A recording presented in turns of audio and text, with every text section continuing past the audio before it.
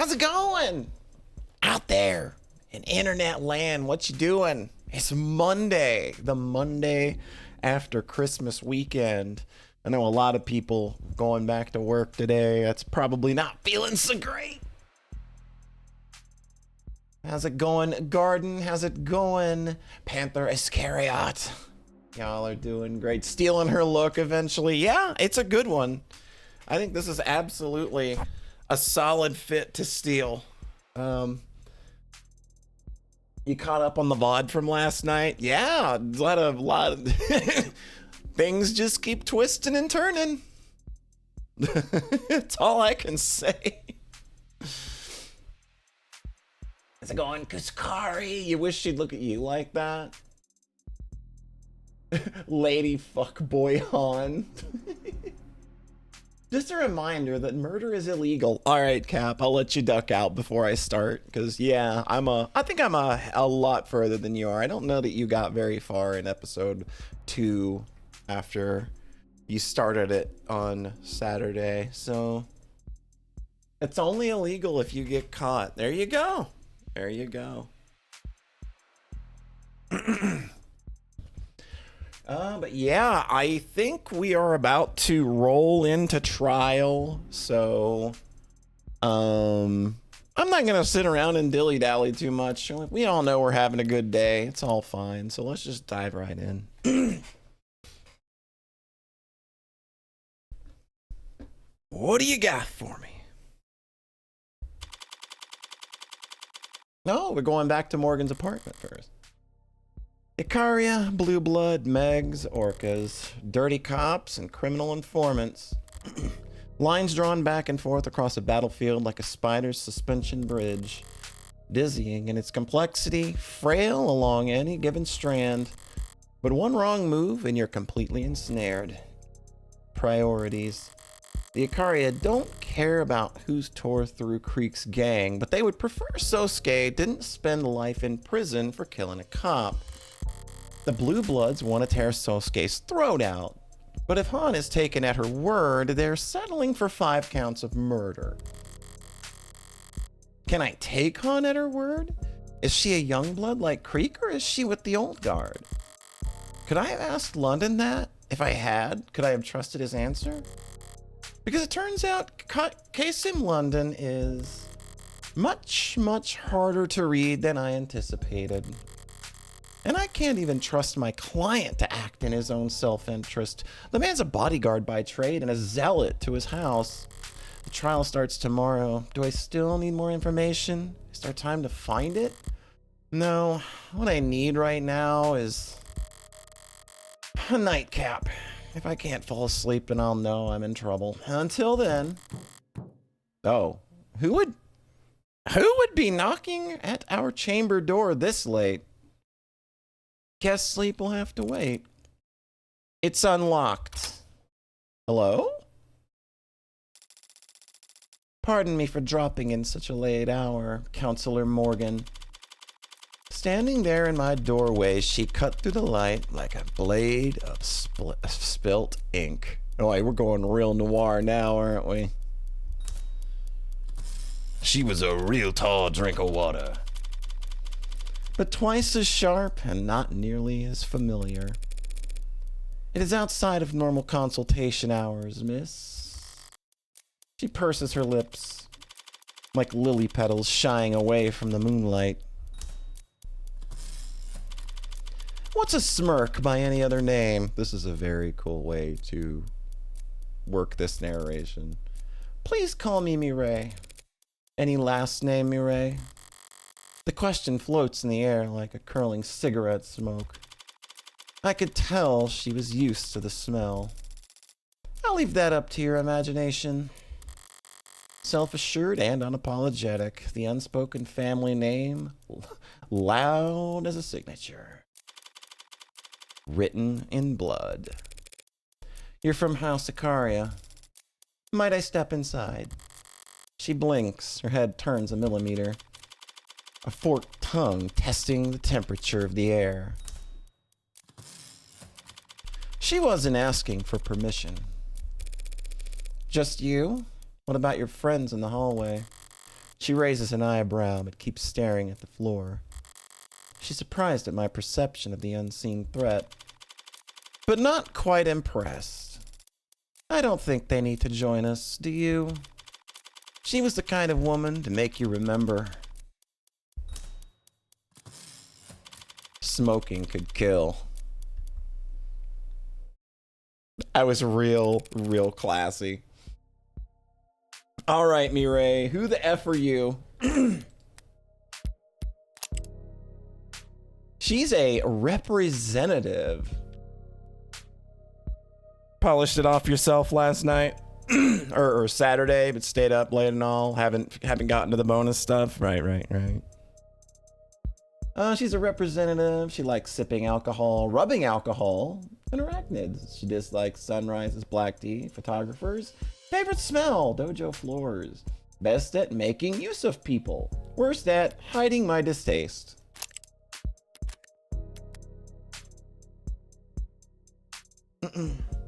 Yeah, the character designs across the board are incredible in this series. Like, there's just not a bad one. How's it going, Barbara? Right, same blood type. Nice. How can I be of service, Mireille? You're already being quite accommodating, both to me and my family's interests. I came here tonight to be of service to you. I understand that you're somewhat new to this underworld of ours. I'm grateful for the offer, Mireille, but inexperienced as I am, I've gathered that House Icaria didn't come into this fortune by being generous. Would you like to know how House Icaria did come into its fortune? I know you operate a lending corporation with a significantly diversified portfolio. Yes, the good old IFG, the public face of the Icaria criminal empire, clean-shaven as it's become. And I know you founded a pharmaceutical company and profited immensely when it went public. And before that, I know your family became neobility during the years of civil unrest, no doubt by being well positioned when the time came to reprivatize our nation's industries. Yes, and before that, I know you slaughtered the Blue Bloods 30 years ago. Very good, Counselor Morgan. You've acclimated to our waters remarkably fast. What I don't know is why Makoto Icaria has been the target of multiple kidnapping attempts over the past year. You can't fathom a guess as to why the Blue Bloods might want to ransom the family's heir? That's the only guess I can make. Strikes me as shallow. Nothing more dangerous than waters you don't know the depth of. As you said, 30 years ago, the Icaria cartel, an unrecognizable band of brutes and drug smugglers compared to today, massacred the respectable Blue Bloods and left their geriatric leadership to die on the vine. But we thrust a knife much deeper than that. You went after their heirs and their entire future. Are you familiar with the genetic factor authentication? Using DNA as a password. Blood, specifically. Easier than memorizing a string of 3 billion characters long. But GFA has fallen out of favor, hasn't it? Genetic factor authentication is a password security system wherein a live blood sample is provided in combination with a username and passkey in order to complete verification. GFA can only be conducted in person with a sample acquired from a trained on-site professional. Because of the physical realities of the verification process itself, GFA is considered cryptographically secure. It cannot be bypassed or hacked by any traditional sense. While some security systems and cryptographic algorithms incorporate biological elements in one or more ways, GFA, as it was originally developed, has gone largely unadopted throughout the business world. Few corporations are interested in tying information or resources to specific bloodlines as opposed to specific groups. The verification process itself is inconvenient for most, while totally unusable for anyone working remotely. GFA is still offered, however, at some of the most prestigious and secure banks in the world, and families with particularly long lineages have known to favor GFA for very effective symbolic reasons. Because GFA remains accessible to past or future offspring of the initial registries, it is sometimes offered as a wedding or baby shower gift for couples intending to set up trusts. Users also frequently searched how to change lost password fast.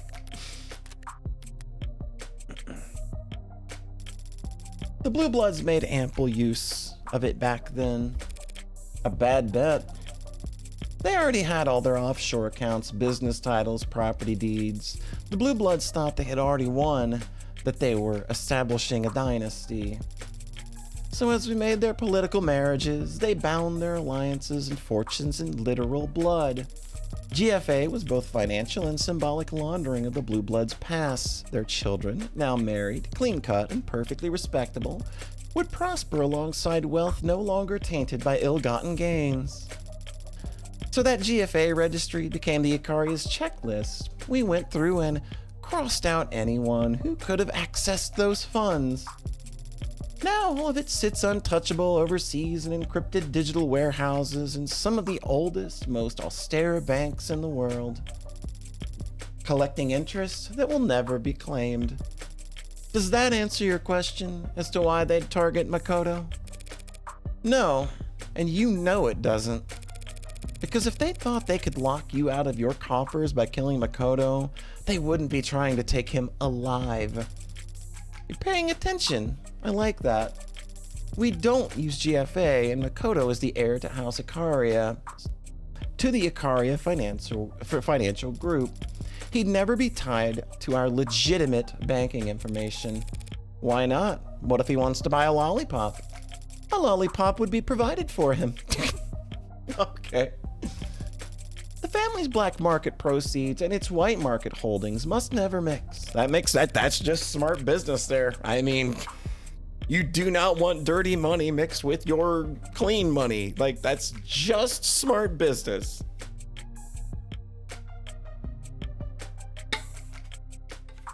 You divided your house right down the middle. Pardon the expression, but how will you stand atop the backs of many? And you all take this division that seriously? Deadly seriously. This is our family's rule dating back centuries. Either you serve the house or you serve its interests, never both. So you're assigned to either the criminal organization, that's what's registered as the IFG, or to managing the family's legitimate business holdings like Renogen. But that means you are nearly as much of an outsider to the Icaria financial group as you are. Nearly is doing a lot of work here. Who do you answer to then? Who controls the Icaria's legitimate empire? Until Makoto marries his mother. And I take it Makoto isn't solely responsible for the house's affairs at his age. Makoto wields great authority as the heir, but yes, the house is led by his father, Raphael, and more directly by his grandfather, our patriarch, Daisuke Icaria. I see. But that puts me back at where I started. The Blue Bloods want to hold Makoto hostage to gain leverage on the likes of Daisuke. How can I put this? Had things gone even slightly different 30 years ago, the Blue Bloods would be the ones shaking hands with politicians, marrying ambassadors, and sitting in boardrooms. Some of them believe it can still be so, if the right match were made. They want to marry into House Icaria? But Makoto's and all the real Blue Bloods are older than... They'd find an age-appropriate adoption. You're missing the point. They need Makoto alive and well to negotiate that kind of reversal of fortune. So they've been trying to capture him for the past year. But every Blue Blood I've met today seemed to care a lot more about getting revenge for their dead men than kidnapping a preteen. How many of them do you think Sosuke's cut down in the last year he's spent repelling their attempts? Oh, is that a source of internal conflict? If the old guard are throwing the young bloods into the Icaria shredder en masse trying to capture Makoto just to elevate themselves? I suppose that all might total up to enough motivation for them to torture Sosuke, yeah? I had heard Sosuke was wounded. No one informed me that he had been tortured. You know him, I take it. As you've gathered, Sosuke deals in matters unrelated to my side of the family, but he is still family. Speaking of my side, I have a duty as a representative of my wing of the house to stress that we do not want this trial to be prolonged. So the bean counters don't care for the extra attention? That makes sense. Do you care about the outcome? A win is always preferable, but not a necessity. Makoto Ikaria hired me to prove Sasuke's innocence. If he's the one signing the checks, did he say why he hired you? He hired you for 2 reasons. Reason 1, his options are limited. More limited than he suggested, no doubt, to keep a strong front. The entire house is currently being audited by the state. Our usual legion of lawyers and accountants are already billing hours as fast as they can, so he wouldn't have his pick of the litter. So one half of the family could talk business at the dinner table with the other half, but you share a pool of lawyers? Lawyers can be trusted to be discreet, can they not? Well, yeah, we can read between the lines. So then you'll understand reason 2. Whatever lawyer he did find through Ikaria's usual connections would, like me, do whatever's best for the house as a whole, and not what's best for Sosuke. I'll make an amendment. 3 reasons. Makoto knew that if he didn't assign him any lawyer, Sosuke would just sit silent as the state dragged him off to be chained. Rather than inconvenience the house any further.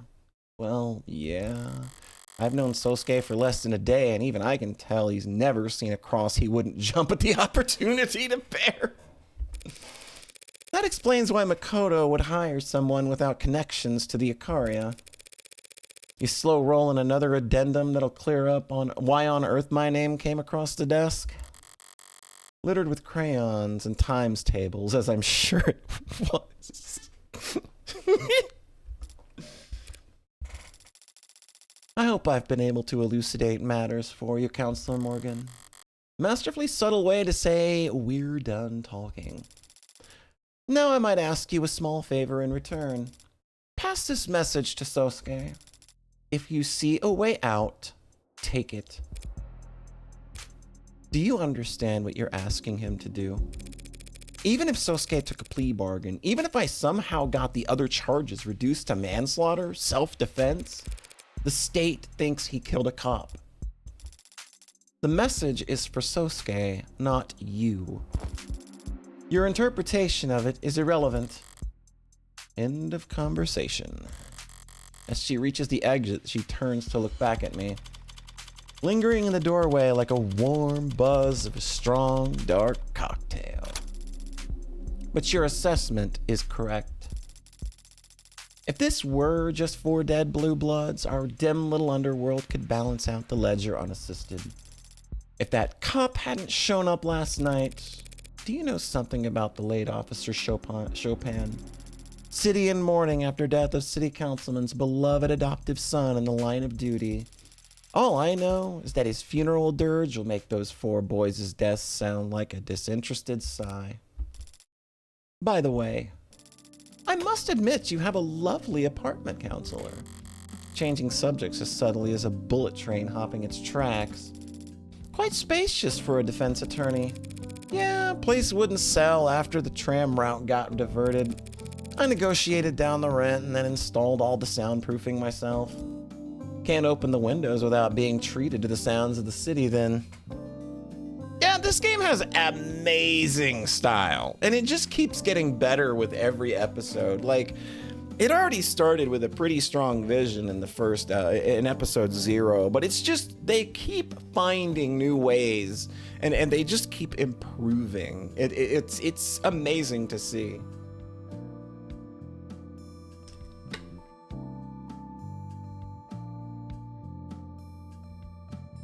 Can't open the windows without being treated to the sounds of the city then? There's always a cost. Well, that's one mystery solved then, isn't it?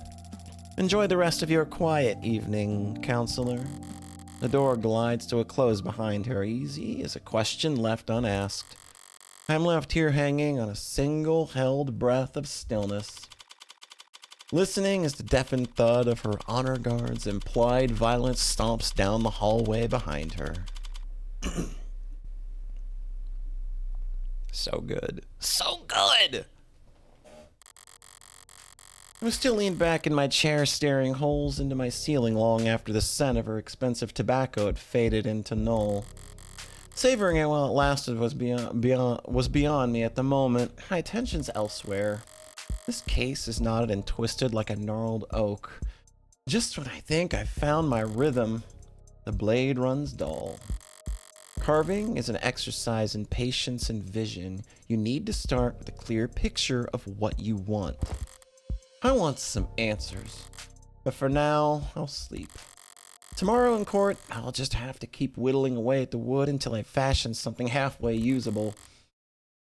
And well, if that doesn't work, I'll use a chainsaw.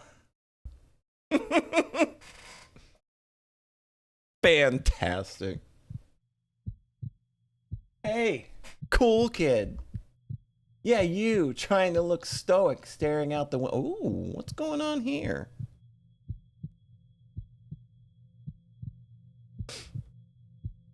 Yeah, you, trying to look stoic, staring out the window. A little late to try and look detached after that thing you pulled the other day. So that wasn't a joke? Making that announcement in front of the class? You trying to start a detective club or something? What mysteries? Disappearing cleaning supplies? Books not getting returned to the library?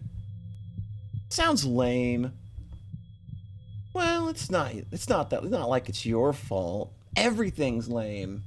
Good luck finding members. Everyone around here already knows what they're gonna do after school. And tomorrow and next year, they're all staring down the barrel of a lucrative career in telling other companies how to provide web services or whatever the hell this school's supposed to train us for. A lawyer?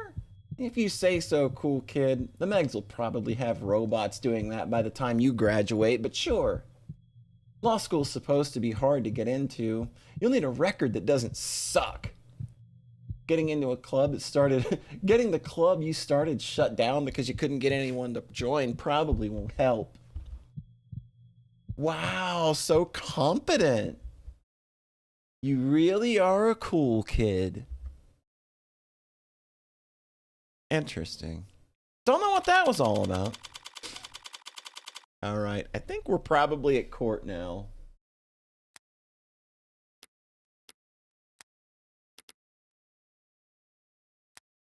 So let's go ahead and get our save made. Balls, you're late. Big ol' thinky dink. How's it going, Millie? All you missed was Morgan went back to her apartment and she was visited by Mireille. Oh, are these not in order? Okay, now there she is. We were visited by Mireille, and she kind of put she kind of put the law down. She's very, we don't know, she may be a Karia. I'm pretty sure she is, though, given everything she knows, but she basically just kind of told us and knows no one's, we were basically just kind of getting the rundown of the family history, basically, and she also told us to pass along the message to Sosuke to, you know, if you see a way out, take it. Whatever that means. Floor 48. All right. Morgan, please. This is... Hold still and relax. This will be over soon. I thought you were joking about the makeup. Of course I wasn't joking. A face like yours is invaluable in the courtroom. And you'll think covering me in concealer and blush and applying eyeliner will help me appeal to what demographic exactly? You know the names of all this stuff. I'm a modern man. I know the names of many things, including makeup. Is that your eyebrow gel? Yes. It's cakey. Do you want to do the rest? I think some of the jury might find his wounds make him look rugged. And furthermore, from an aesthetic perspective, leaving some of his buttons undone will... Excuse me? You're clearly a very devoted martial artist, Sosuke. You should be proud to display your well-defined collarbones as a fruit of your efforts. Just hold still. Appearances matter in the courtroom. 95% of defendants who were ever seen in prison garb at trial are found guilty. I don't doubt your tactics work, Morgan.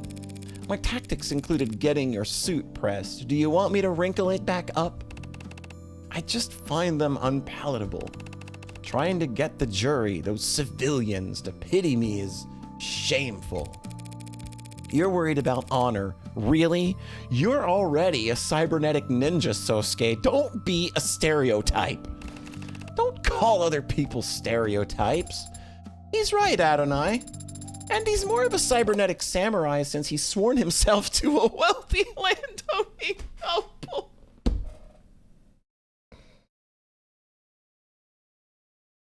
Oh, God. Sarah. Oh, she's like super into this dude. She loves him to bits.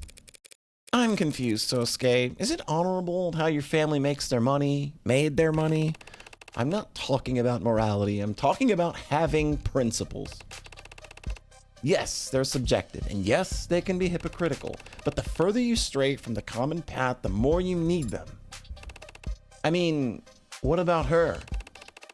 What about Sarah? What would Sarah be like if she didn't have tenets to guide her programming? So the tenets, we already know what the tenets are. They are the rules that ads can be programmed with that they have to follow, and, you know, it's a whole thing. It's basically, you know, the robotic laws, but they're configurable. I can only imagine. But some people, believe it or not, enjoy their freedoms. Adrift in the middle of the ocean, you're free to go in whatever direction you want. But without a compass, you'll just die of exposure. Yeah, that's all she sees.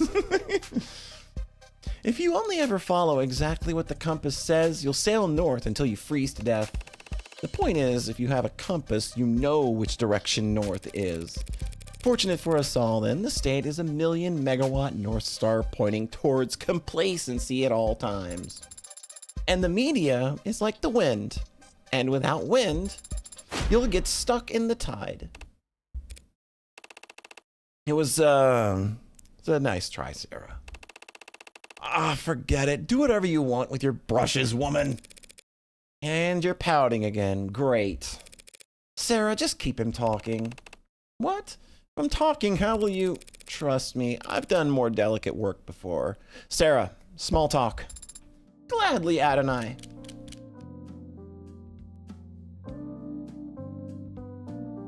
Alright. Sosuke, do you happen to have any tattoos? Are the jury going to ask about that or something? They might. Oh. Well, yes, as a matter of fact, I have a tattoo. A Kamainu on my back. Kamainu, a guardian dog. You have a tattoo of a dog? It's a fierce guardian deity. Like a Labrador or like a great, fierce, a big dog. Perhaps you should have it changed to some other design, like, say, like a dragon? God. Game! I need you to keep doing this because it's so good.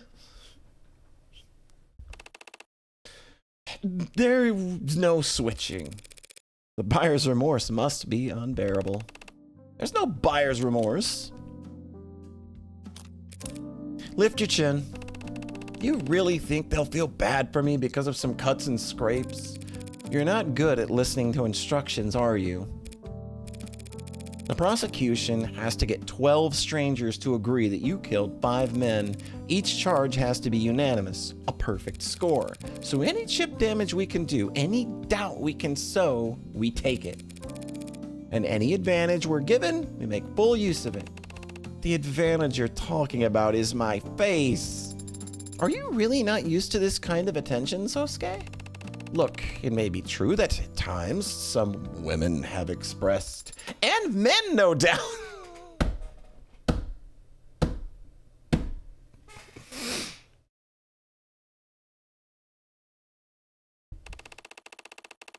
All I'm saying is that there's a difference between knowing your strengths and powdering up like this. Pretend it's war paint. Is that how you see it? No, but I'm a grown-up.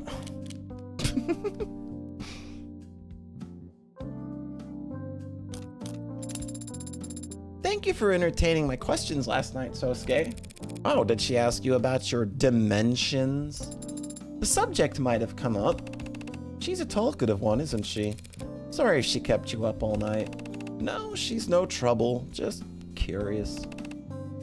Reminds me of... we discussed history. Oh, well then she must have put you right to sleep. Adonai, it was his choice of subject. So you read history? You read history, Sosuke?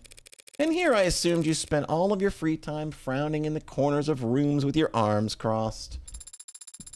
We talked about the Roman Empire for your information, and criminal empires. Nothing too detailed, I hope. But Sosuke, I still don't understand. What did you mean when you said criminal organizations used to be structured differently? Only that the old ways don't fit in our new 21st century world. Old ways?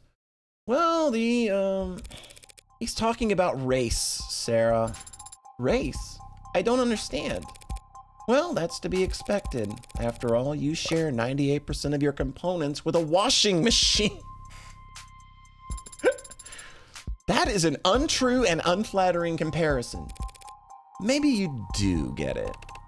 Look, Sarah, names like Mafia, Gokudo, Sanheihui, they all come from different cultures, but they all refer to a kind of path, an outsider's path, and the pride that comes with living by your own set of rules.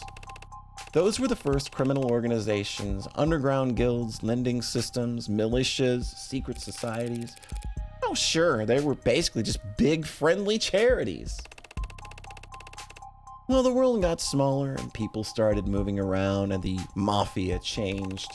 It became a way for immigrants to band together to have some kind of power in places that wouldn't give them a chance at anything remotely respectable. But the world kept getting smaller and more complex, and eventually the kind of community couldn't form, let alone survive. Why? Not enough shared experiences. Shared experiences. I see. Fancy way of saying, the internet came along. Well, yes, technology negates the physical distance between people. When you spend most of your life online, you end up with more in common with people on the other side of the planet than your own neighbors. Just because of your recommendation, just because of where your recommendations take you. So the immigrant experience disappeared. Fractured, more like, cracked into a million shards with a hammer, while generational or economic experiences got cemented. The world is more diverse and varied than it's ever been in every sense, except economically. Wealth inequality is at historical highs, as it has been every year since before I was born. To answer your question, Sarah, that's what binds the members of criminal organization to one another, their socio-economic status. House Ikaria is at the top, the Blue Bloods lie below us. Within each organization, wealth is concentrated among the leadership, of course, but each mafia exists as an entirely different strata. I see. I've also read about an organization called the Rust being active here in the city. Are they the poverty class then? The Rust, I'd put them in the anarchy class. Glowing tattoos and spiked hair, chrome biceps and sharpened teeth. The Blue Bloods, for all their faults, can put on a tie and go to work, but I can't see Rust experiencing any kind of social mobility. Careful, Sosuke, if the Rust heard that being Careful, Sosuke, if the Rust heard you being that classist. The Rust wouldn't care about anything I said or who I stand with. They don't need any excuse to start ripping open modders and grabbing whatever they can. Things like that happen in this city? Only in the shadows, Sarah. Nowhere you'd ever find yourself. Finally run out of steam? On to the grim business, then. How'd things go with your investigation?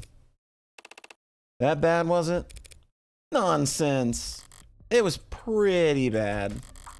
With what I've seen so far, there's no one else who could have killed Chopin. Even if I managed to pick apart all the evidence for the pod's deaths. They've got a police officer who will swear on the stand that he arrested Sosuke standing over his partner's dead body. What's it gonna look like in there? You've never been inside a courtroom? Never as a defendant. I'm just wondering how many cops I should expect. In the gallery, a sea of blue, cheap intimidation tactics. Yes, but I can't fault them for that. We'd line up much the same for one of ours. You say that, and yet I don't see any other Ikaria around. This is a completely different scenario. And the house can't afford to appear beside a cop killer when they're being audited by the state. How understanding of you. Adonai. I think Sosuke is sad that his friends haven't shown up. Good catch. You were hired by Makoto of House Ikaria, weren't you, Adonai? Surely he would want to be in attendance. Don't be absurd. Makoto shouldn't be transported anywhere without a full security team. Besides which, he shouldn't be put through the long elevator ride to this 48th floor just for my sake. What's so bad about an elevator ride? Is he claustrophobic? No. That is, yes, but you cannot tell anyone, understand? Who the hell would I tell that to? Right. Look, it's illegal to stream trial proceedings under most circumstances, but I'm sure House Ikaria doesn't mind paying a fine. They'll be watching from somewhere in the courtroom. That would be a waste of the house's coin, but I suppose they might consider keeping an eye on the case's progression, as will the Blue Bloods, no doubt. Adonai, I think Sosuke's spirits have rallied. God. Oh, I love Sarah so much.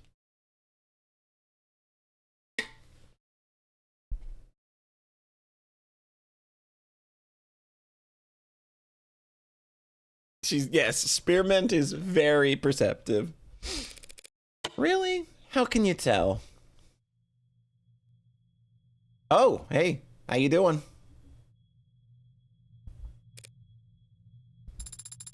He lifted his gaze and his eyes seemed brighter as if, good, now try and keep his spirits high. How do I do that? Think of something fun. Right. Sosuke, shall we arm wrestle? Yes!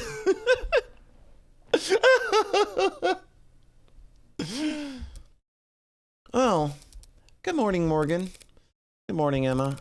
You seem tired. Want to push this off till next week? Actually, that sounds... Hey. Sorry, but we're facing off soon enough. Why not savor the playfulness while we still can? Fair enough. Losing sleep over this case? Not really, no. Things look pretty cut and dry to me. What about you? Toss and turn all night before your big debut as a mob lawyer? Not at all. I slept like a rock. Lucky. I mean, I've been getting good rest more or less. Just been having a lot of late nights recently. Late nights? Like going out? No. Just late night chats. Chatting about what? God, look at all of them. I've never seen so many cops in one building. They'd bring a marching band into the courtroom if they could. Theater. Right. Well, theater and trial weren't all that far apart back in ancient Greece. Would have hoped we'd progressed since then. You don't approve of this show of force, I take it? Is it that obvious? I'd like to say this because of who Chopin's family is, but we both know that's not what this is really about. A cop is dead. The state wants to make it clear that that isn't tolerated. Cops volunteer to defend our laws and protect citizens. Volunteers don't get paid. Besides, cops, courts, the state, all they can do is enforce laws, not defend them. Guns and arms can't defend against corrosion anyway. Rot comes from the deep. So you'd rather that the death of a police officer get the same treatment as any other citizen. Suppose that's not possible. They get increasingly fewer chances to play the victim every year, and they never let the opportunity pass. No, I guess the best I could hope for is that the state makes the same show of force whenever any crime is committed. If they treated every death like the death of a cop, maybe I could have caught HBK by now. You're still on that? Of course, shooting deaths are down, but do you know how many missing persons cases there are in this city? How many deaths get written up as mod harvesting attacks gone wrong? It's a big city, Morgan. More than enough blood running through the streets for HBK to launder their kills in. You shouldn't joke like that. What, you don't believe me? Just last month, missing person. The report was filed by the employer when they didn't show up for work 7 days after they hadn't been seen by anyone. What the fuck ever, dude. Can't read sometimes.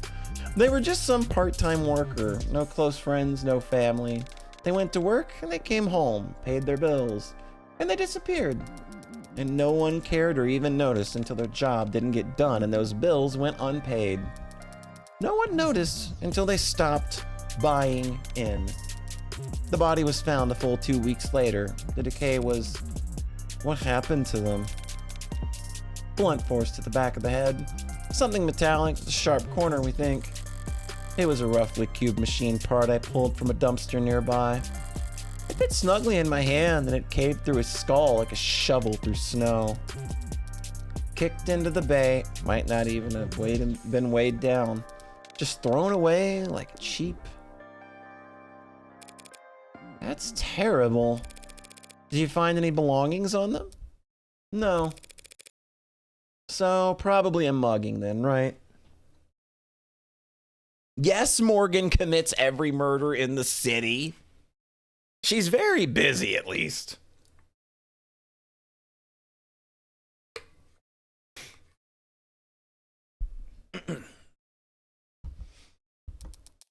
Nah, there would have been other injuries from a struggle, and a thief who accidentally committed murder would be too panicked, too terrified to... You know how muggers think now? I can learn how anyone thinks, even HBK with a robust enough profile. Well, good luck building it all by your lonesome. I'm not working this by myself. Oh, sorry, right?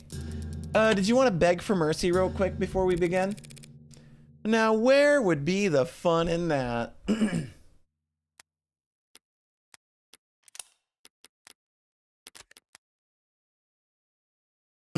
All right. Is it finally trial time? Wow, I thought we would just kind of be going in, but we are literally like 45 minutes in, and now we're finally going to trial.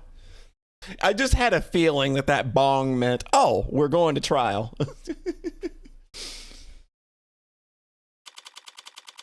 Courtroom 48D. The courtroom gallery is quite full today, isn't it? Awash in a sea of pissed off cops. It doesn't exactly shore up one's confidence, does it? 5 counts of murder would be newsworthy any day of the week. Add in the fact that one of the bodies belongs to a cop and a crowd was bound to be expected. Didn't think they'd be so quiet, though. Maybe they're all just waiting for the firing pistol before they start casting their stones. Don't let it get to you, Sosuke. They're just posturing. Posturing, I understand.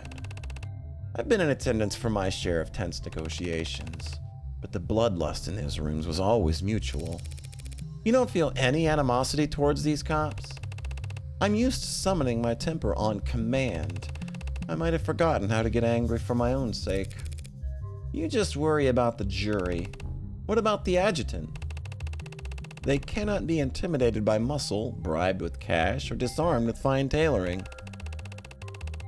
All of which makes them quite favored when it comes to prosecuting organized crime. Have you been in the court many times before then? It's an eye to eye in the world we operate in. We don't file assault charges, we just answer them. Though even that's become rare, the house is elevated. Blue bloods and rust and all the rest of the rabble. We're beyond their reach now. And when it comes to our peers, we communicate very differently. Must make being a bodyguard pretty boring. I think your work sounds very rewarding and exciting, Sosuke. Thank you. Especially the other day when you were captured and beaten by your rivals. Yes. Ben's trial. Hoip, let's go. What I was trying to hint at, Morgan, is that you should not be expecting assistance from the house. Honestly, the thought hadn't crossed my mind. Being on the winning side for once? What the hell would that even feel like? So there won't be any men in black approaching the jury during lunch and offering them paper bags of cash? No. Well, if we do really bad, we won't even make it to lunch, so... Sosuke, what are you staring at? Are you looking for the jury? No, I know they aren't here.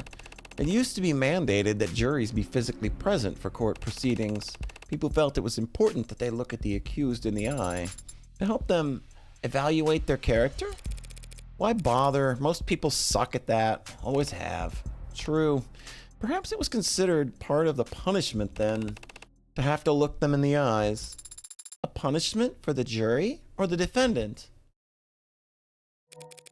All right, kiddos, chins up, shoulders out. Show's about to start.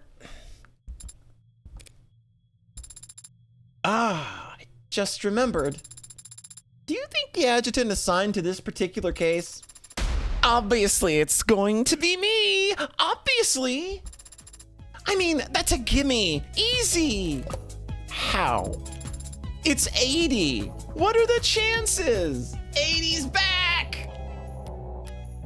It's our girl. The best adjutant.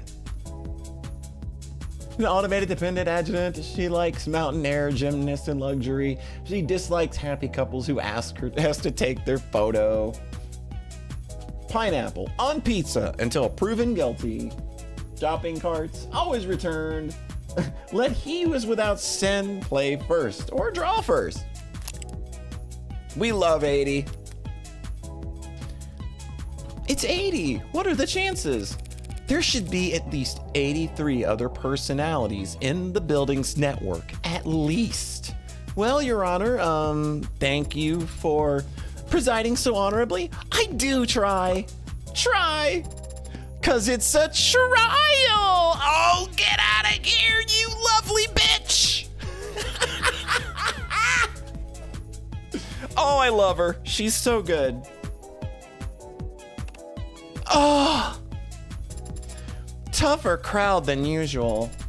And that's not counting all the grim monoliths standing tall out there in the gallery. Who died? 5 people, Your Honor. Yikes! What's the damage? 2 counts of manslaughter, 2 counts of homicide in the 2nd degree, and 1 count of homicide in the 1st degree. Buddy, you trying to set a gold split with all that? What's with the record-setting grind set? The prosecution stands ready. So, shall we begin? Ooh. Ooh. This is nice. Oh. Let's go.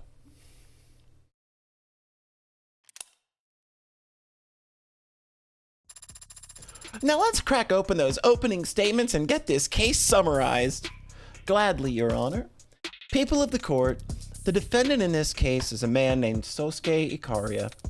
He was found at the scene of the crime where 2 men were shot to death. One was stabbed in the neck, another had their skull bashed in, and a police officer was impaled through the back with a sword.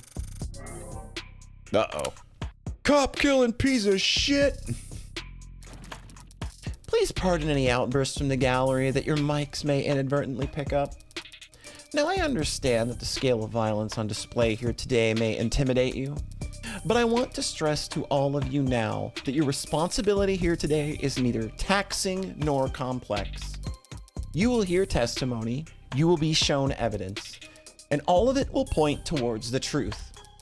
That the defendant is the only individual who could have possibly committed these crimes. That is a simple fact.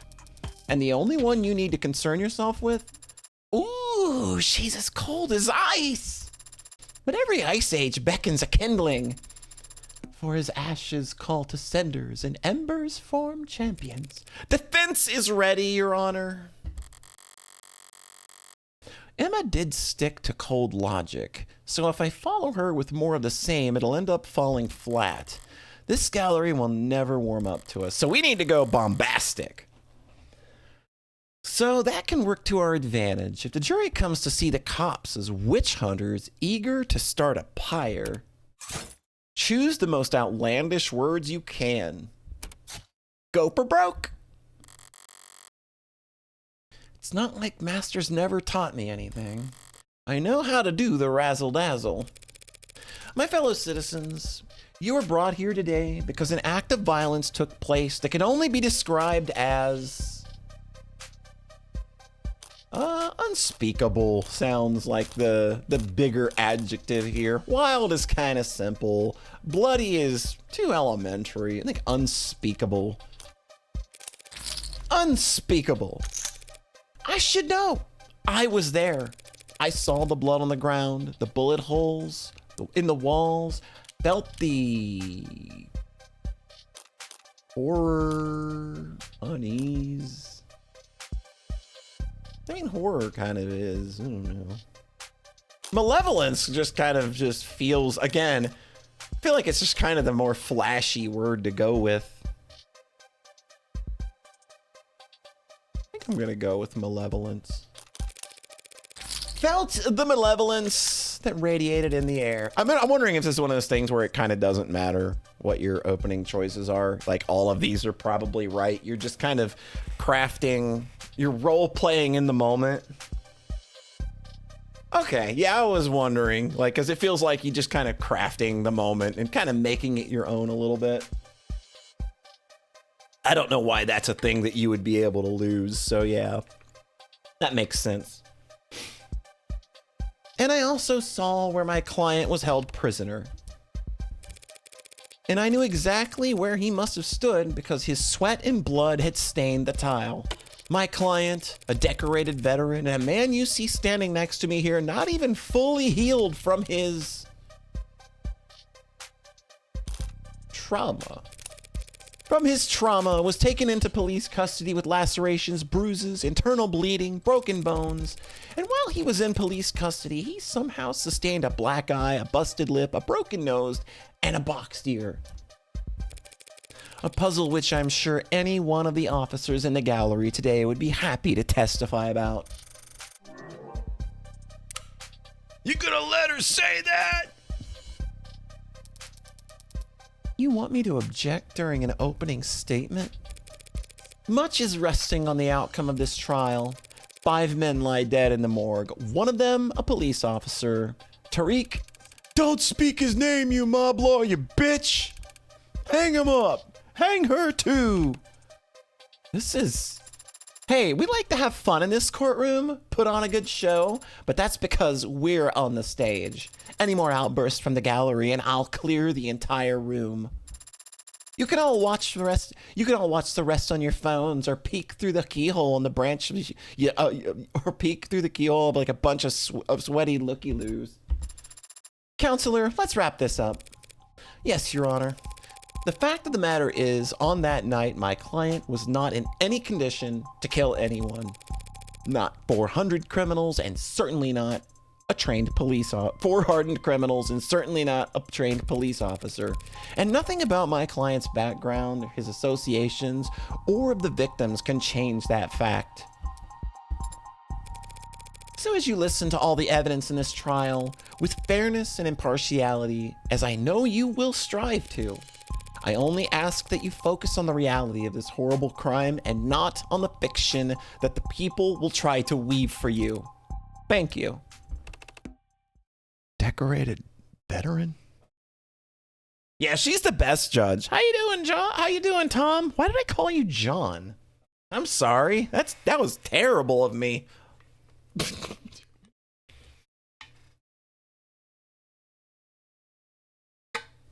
Hope the evening's treating you well.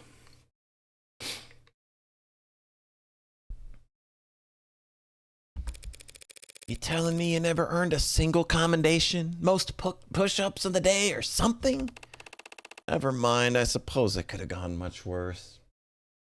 Giving John energy, my brother. Yeah, you can't argue with that. You're too kind. I was trying to be honest. The crowd got agitated, but you maintained a level head and recovered your tempo. Adonai is a master at doing so. I've seen her make comebacks from the most nonsensical mistakes before. In martial arts, they call it enukemi, a graceful fall. That is basically correct. We'll try not to gracefully fall when you see the first witness on the docket, Sosuke. What do you mean by that? Oh. Is our favorite idiot coming back? Oh, you're off work. Oh, nice. Nice. You're off work. You're free. The rest of your evening your own. No one else shall lay claim to your time. Now you can spend it here with us. If you choose to do so. Your name and occupation for the record. Oh, yep, I knew it. How can that be necessary? If some blathering idiot in the courtroom doesn't already know who I am, then they don't deserve... I know. But would you consider it if only for the sake of ceremony? Ceremony? As important as is important and should be respected. Very well. I am Makoto Ikaria of House Ikaria. My occupation is that of a student. Try not to look so smug about it when you blatantly lie. Right, of course, and your position on the Ikaria Financial Group is not salaried. Must I declare that here? Hard to imagine why the noble house of Ikaria is getting audited. Sosuke, are you all right? He can see us? Can he see us? He can see me, Rockford, and the adjutant. Witnesses testifying don't really need much else. So he's safe? Yes, Sosuke, he's safe, like he was yesterday. Probably sitting right where I left him, or standing on a box. I know the hologram's giving him a boost so he can see over the stand. That's good. The boost to his height? That he's safe at home. I'm sorry that he can't see you, Sosuke. Don't be. After how horribly I failed him, I'd like you to speak a bit about the events of August 13th. About the last time you saw the defendant, Sosuke Ikaria. I'm here today, not physically, but here nonetheless as a courtesy. That does not mean I will flap my gums like some sort of flapping gum puppet. Of course, perish the thought. I would never have imagined you to be a flapping gum puppet. Permission to treat the witnesses hostile incoming. Emma Rockford raking a spoiled brat over the coals? This will almost be worth the price of admission alone. I understand. It was a traumatic experience, I'm sure. Anyone of normal upbringing would barely be able to recall a single detail, let alone the day's full events. Normal upbringing? Oh, she's going a totally different route. She's just goading him into talking now. I should probably dismiss you so you can get back to your summer studies. Summer studies? Like some common waif? Waif? Well, that's quite the vocab pull. I didn't know they taught that at State Basic. Basic? Was I mistaken? Listen well, Madam Rockford, as I demonstrate to you exactly how misguided you are about my powers of retention. Ooh. Any common waves in chat? Oh, Rockford's good, man. Like, she just completely hook, line, and sinkered him. Please do. Played like a damn fiddle. Why wasn't she mentioned during any of our trial preparations?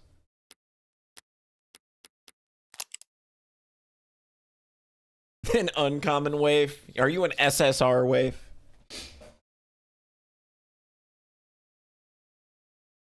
Assistant District Attorney, Art Museums, Amethyst, turn-based RPGs.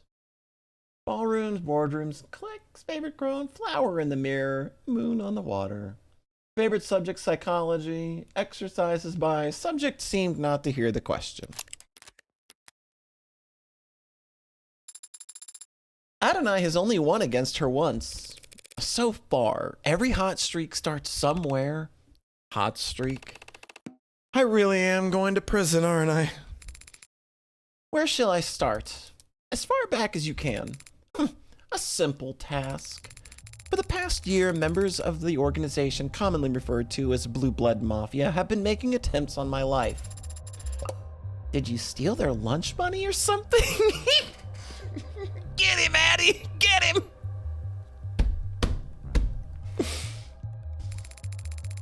I am the primary beneficiary of my grandfather, Daisuke Ikaria's will. In common parlance, I am the sole heir to the Ikaria Financial Group. You could buy so much lunch!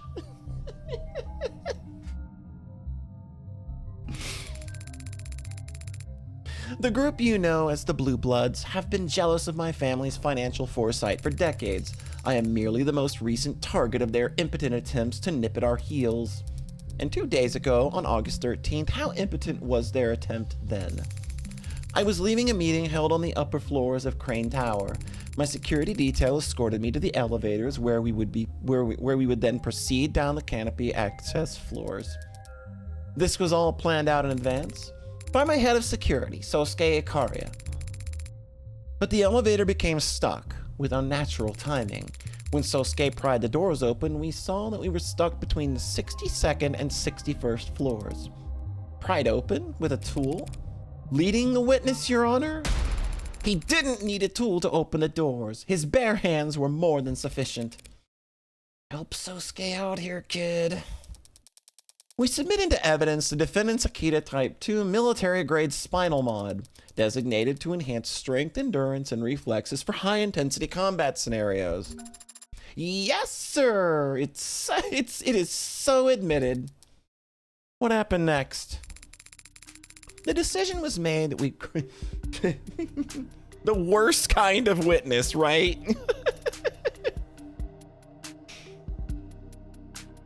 The decision was made that we could crawl out of the 61st floor and head to the service elevators, but once Sosuke and I exited, the elevator started up. It was a trap. We'd been cut off from the rest of my detail. You were isolated and defenseless. That must have been... Ha! Hardly defenseless. You really think my personal head of security wouldn't be armed? He had Yoru. Don't tell me. You named your sword? All great swords have names. Thank you, Sarah. Very well put. Let the record show that the witness has identified Exhibit B3 as belonging to the defendant. This sword was recovered by the police in a known blue blood den in the lower wards, found impaled in the body of Tariq Chopin. And forensic has shown that the only fingerprints on it are those of the defendant. There's still time for you to disown it, Sosuke. You understand nothing about a swordman's heart, Adonai. Once again, it is your paralegal that has the right of it. Perhaps she should be leading my defense. If this somehow turns into a fencing competition, I'll gladly defer it to you. So you, Sosuke, and Yoru were on the 61st floor together. What happened next? I think they updated that. Sosuke's sword, identified by Makoto. Personal sword Yoru, taken along with Sosuke down the tower. Okay. Fingerprints on the handle match the right hand. Just kind of refreshing myself on this one because I got a feeling it's going to be used again very soon.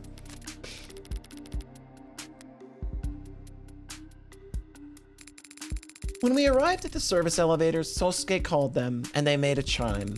and I didn't clearly see much of what happened next, to tell the truth. Figures emerged from around the corners. They were aiming weapons at me. A red dot shone on my chest. And then Sosuke was there, and the needle was sticking out of his arm. Yoru glinted. Sosuke had drawn it in the blink of an eye. Something glanced off of it and dropped to the floor. I saw a syringe at my feet. Yoru's sheath was thrust into my arms, pushing me back into the elevator, and I landed on my rear. That's clearly a key piece of testimony. Let's play it back 5 times. What matters is he pushed me back into the elevator with Yoru's sheath. How I landed is irrelevant. It should be stricken from all public record. The only other thing I saw was Sosuke's back. He slammed his hand against the elevator control panel and the doors shut. That's the last time you saw the defendant? The decision was made that I should get into a VTOL as soon as possible, but much of my detail stayed behind to assess what had happened. Yes, they were helpful in building security recovering Exhibit 5C, this hypodermic needle gun. What kind of bonehead would leave evidence like that behind? A needle gun with projectiles fire on the crane tower. Where Makoto and Sosuke were ambushed, this model utilizes the same kind of projectile needles recovered from the room where Sosuke was held and interrogated. Fingerprints on the weapon match those of the victim, Creek. A bonehead and a rutch, perhaps, Your Honor. How's it going, Sikif? Average AC7 lobby be like, yeah, maybe. How's it going? Hope you're doing well. I take it this weapon is a match for the projectile needles found in the room that my client was restrained. Correct. Others exactly like them were recovered from the scene of the ambush as well. Pull up, pull up, pull up. Makoto, did you see the faces of the men who attacked you? Ha! All too clearly. I can tell you every detail of their roughshod countenances. Ah, that sounds like a good bit of testimony. Hit it! Oh, okay. All right, we're doing the thing now. Needles, Yoru. All right. A pineapple head-like man in a raincoat-clad hooligan came at us first. They aimed at me, but Sosuke got between us and blocked every shot. With Yoru, he could have closed the distance, but then a dark-eyed scoundrel approached from the right. And a man with a ridiculous pompadour took advantage of that distraction. I'll never forget the faces of those cowards. They tried to kill me. No, they did not. Those are non-lethal. They couldn't have been trying to kill the witness, not with non-lethal projectiles. They fired a lot of them. The witness doesn't weigh that much. Don't try it. This attack was clearly planned with the intent of capturing Makoto alive. Meaning what? That 4 of this case's victims were actually soft-hearted pacifists? There's nothing soft-hearted about what they did to my client after capturing him, using tools they clearly originally planned to use on the witness. So they're sadists? I'm getting confused here. So is the defense, Your Honor. What matters is that the witness has identified the defendant's captors as the 4 blue blood victims that he is accused of murdering. Makoto did establish that much, but something about this attack still bothers me. Emma put Makoto on the stand specifically to identify the victims. Is it possible that the men who attacked them weren't Creek's pod?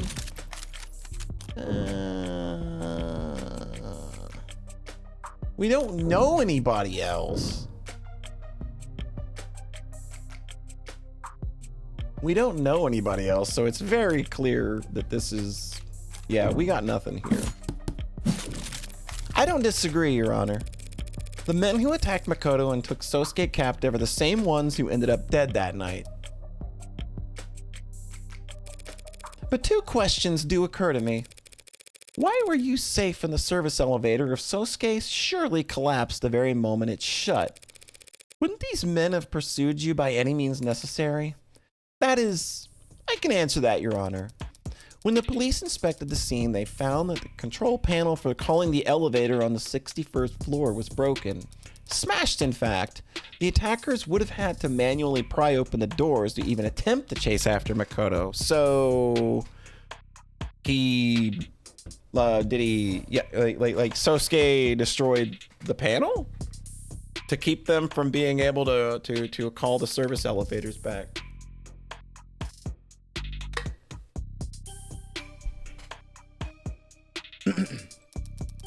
And that would take remarkable modded strength. Did you mash the button that forcefully, Sosuke?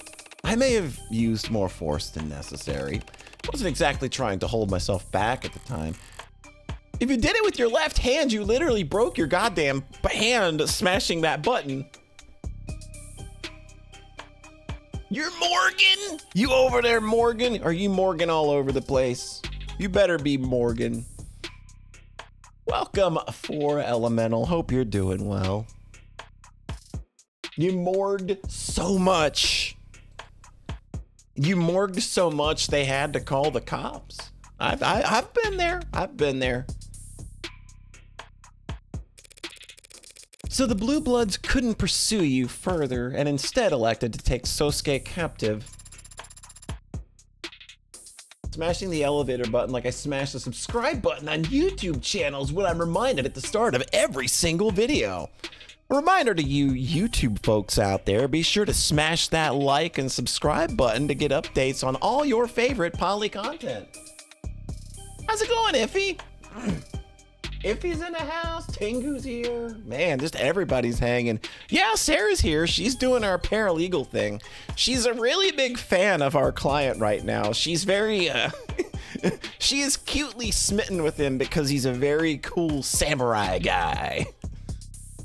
And she's into very cool samurai guys.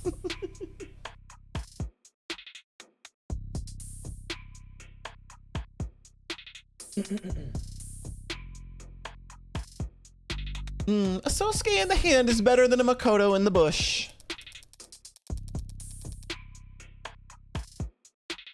Oh, you've been lurking at the back half of streams. Gotcha. Like one of my Japanese animes, pretty much. The head of Makoto's security would surely have made for an invaluable source of information for planning future attacks. Were he made to talk? Are you denying that? No, but I would like to ask the witness one other question. Why did you get off the elevator in the first place? What are you... Hey, what I mentioned in the lobby earlier, that's... The mics might not be picking it up for you, but from what I'm standing, I can't help but overhear my client groaning about how badly he failed you. That's not evidence or testimony, and so should be stricken from the record. But we get the idea. So was bailing out early the defendant's big brain idea? As head of my personal security detail, such a decision is ultimately his to make. However, that decision may have been influenced by his knowledge of the fact that I am not especially comfortable in enclosed spaces. What the hell are you doing? Are you trying to humiliate him? In part. I'm also trying to insult you. Had we simply waited, we would have remained. Oh, he's trying to insult. Oh, I got it. She's trying to insult Sosuke in front of Makoto to get Makoto to talk. Oh, God, she's good. Had we simply waited, we would have remained safe, but I was not comfortable and felt very warm. So it was not a tactical failure on Sosuke's part per se. Just an error of judgment. Counselor Morgan, what's up? You can disconnect the call if... Ask me another question. Ask me about how bravely Sosuke defended me.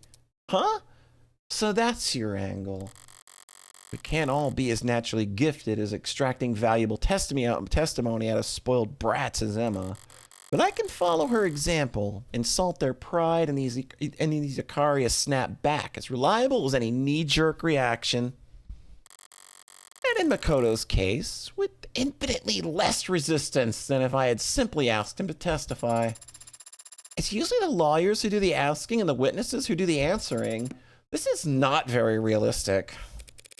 We asked that the witness testify for the court in more detail about how valiant Sosuke fought off the attackers. And I guess the people don't object, even though it seems super extra. Not that the people don't object, Your Honor. Emma's playing passively. Either I'm onto something here or walking into a trap. Screw it. All in on the former. Needle gun. Sosuke med records. Needles. Sosuke was outnumbered from the beginning and protecting me the whole time. It didn't matter that we were ambushed or that the Blue Bloods had projectiles. Sosuke took up Yoru in both hands and swatted their needles out of the air like a graceful swatter. He fought off 4 attackers without sustaining a single injury. Oh, that was my line. I need the medical records. Mock him if you dare for being captured. But that's not a failure by any general's definition of the word. All right, that's my line right there.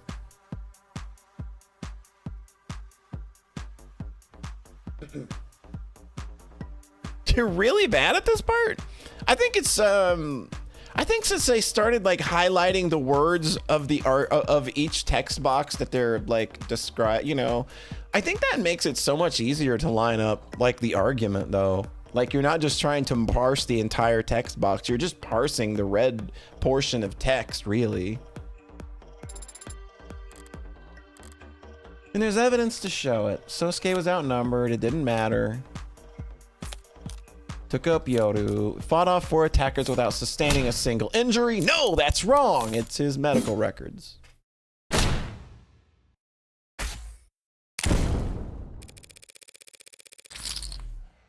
Unscathed is the last thing you'd call my client after the events of that day. One look at his medical data from when he was arrested will tell you that much. What are you getting at, counselor? The defendant's injuries were sustained at the Blue Bloods' den, not at Crane Tower.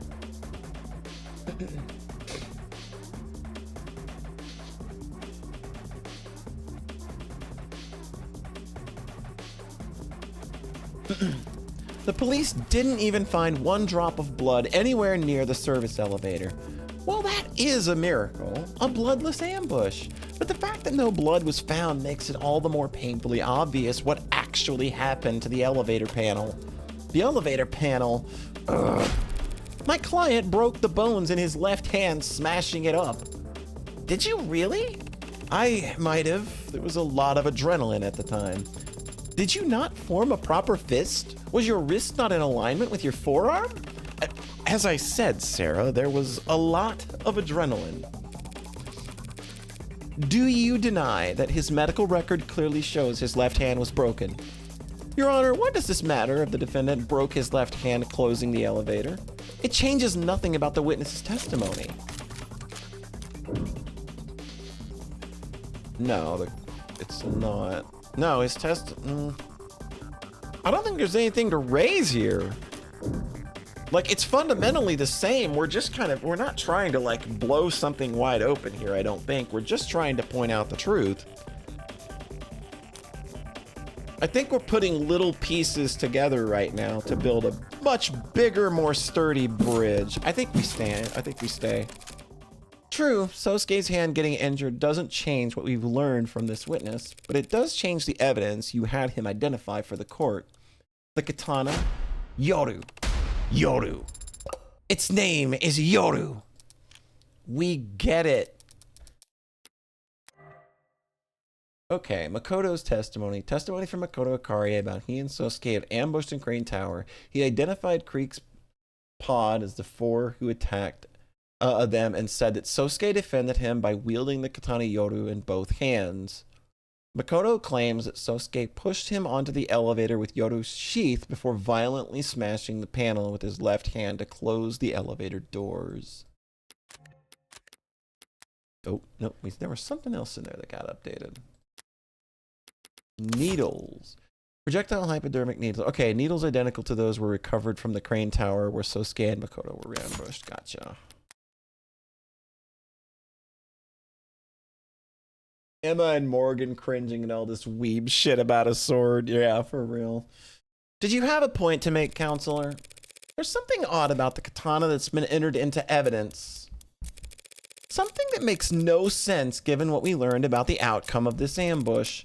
Namely, the sword's...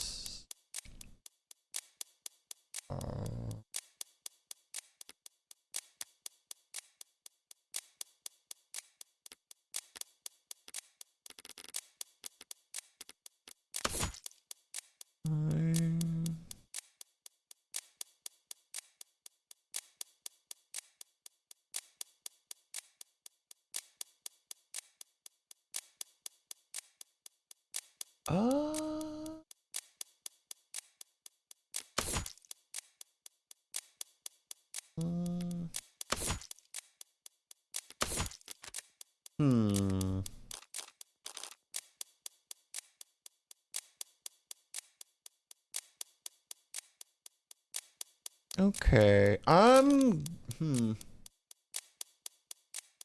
Oh, yeah. You're not on a time limit on this one. The only one you're on a time limit on in order to like make the argument is when you have to call. And that's the only one that has like a time limit. It's the prince. It's gotta be. It's the only thing that kind of has some weird... The blood, I know, the chipping doesn't matter.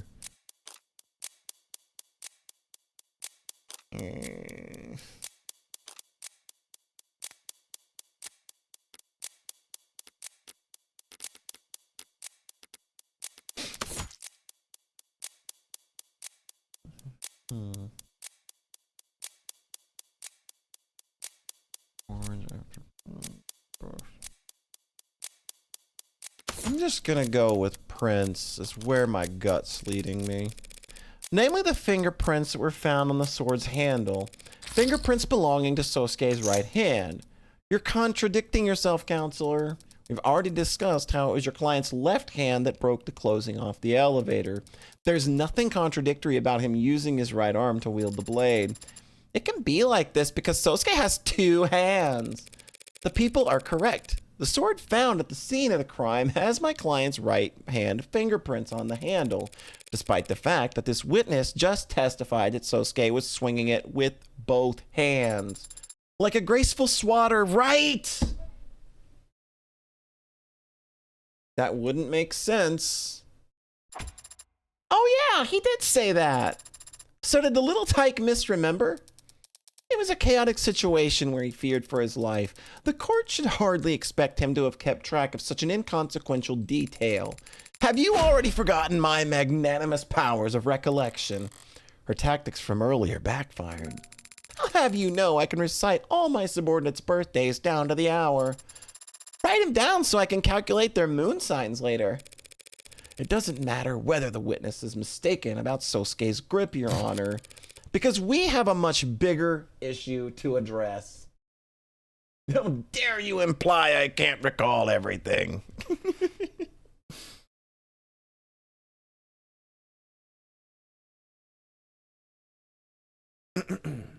Alrighty. I do love how in the actual murder Morgan committed that she has no clue how to swing a sword and thinks it's like a baseball bat. Yeah, she literally aimed for the bleachers. How's it going, Ed? Hope you're doing well this evening. Why this sword has only my client's fingerprints on it? Makoto testifies that Sosuke wielded the katana in his defense, an act of bravery that ended with my client face down on the floor in Crane Tower. He later woke up, held captive in the lower wards. I'll state the obvious here and say while he was unconscious, he was moved.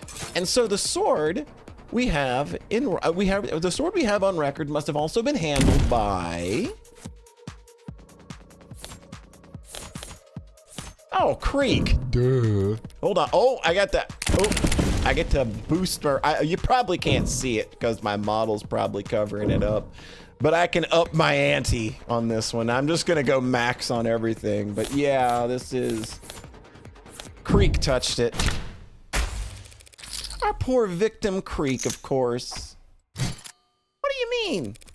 Sosuke was knocked unconscious at Crane Tower. That means that someone else must have brought his sword down to the lower wards. And the only people who had the opportunity to do so would have been his captors. You mean his victims. Withdrawn. Either voluntarily or in response to an objective sustained by a judge, an attorney may withdraw their comments. Officially, juries are to disregard the comments that have been withdrawn and should not take them into consideration when evaluating the evidence, witnesses, or charges laid before them. The defense is forgetting a fairly simple fact, Your Honor. There's more than one way to hold a sword. A worm? In case the defense needs is clarified, Creek could have simply held the sword by its scabbard. Nope, that's impossible. Couldn't have done that because he used it to shove the kid on the elevator. That's not possible, Your Honor. Makoto has already testified that Sosuke left the sword scabbard with him when he thrust him into the elevator. Yoru's sheath was thrust into my arms, pushing me back into the elevator, and I landed on my rear.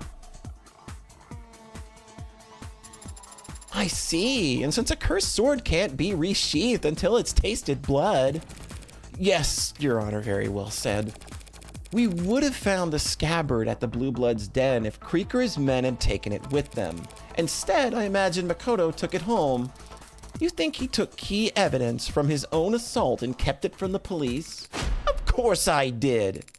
As if I would trust officers of the law to properly handle a family heirloom as precious as Yoru's sheath. Impressive insight, Adonai. But what does this actually mean? Is there some mistake with how the evidence was handled? There's no mistakes here. This was all done with intention. The intention to frame my client. Oh! By putting his fingerprints onto that sword after the real culprit had already handled it. What a load of bullshit! And the crowd goes wild? Though it does make a certain kind of sense. Because it's the truth. I did wipe that katana's handle down after removing it from Trey's throat. Sosuke just happened to be foolish enough to pick it up himself afterward. It's frustrating having to keep all my best cards up my sleeve this time around. But the look on his face when I do go to toss them out is... Oh!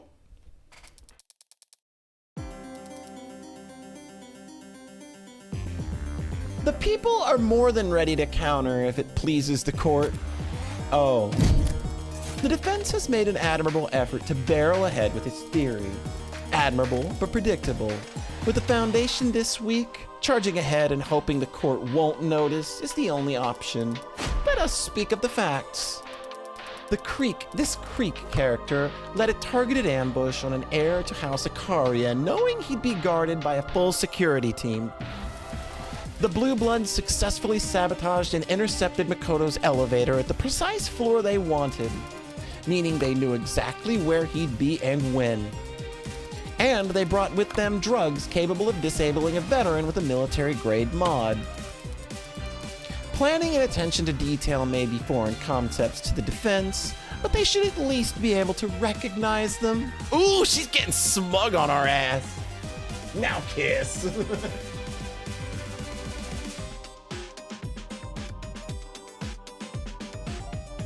What if Phoenix Wright, the subtext barely exists? So is the defense seriously suggesting that after all that preparation, Creek's pod wouldn't bother to wear gloves? I'm glad you asked so nicely.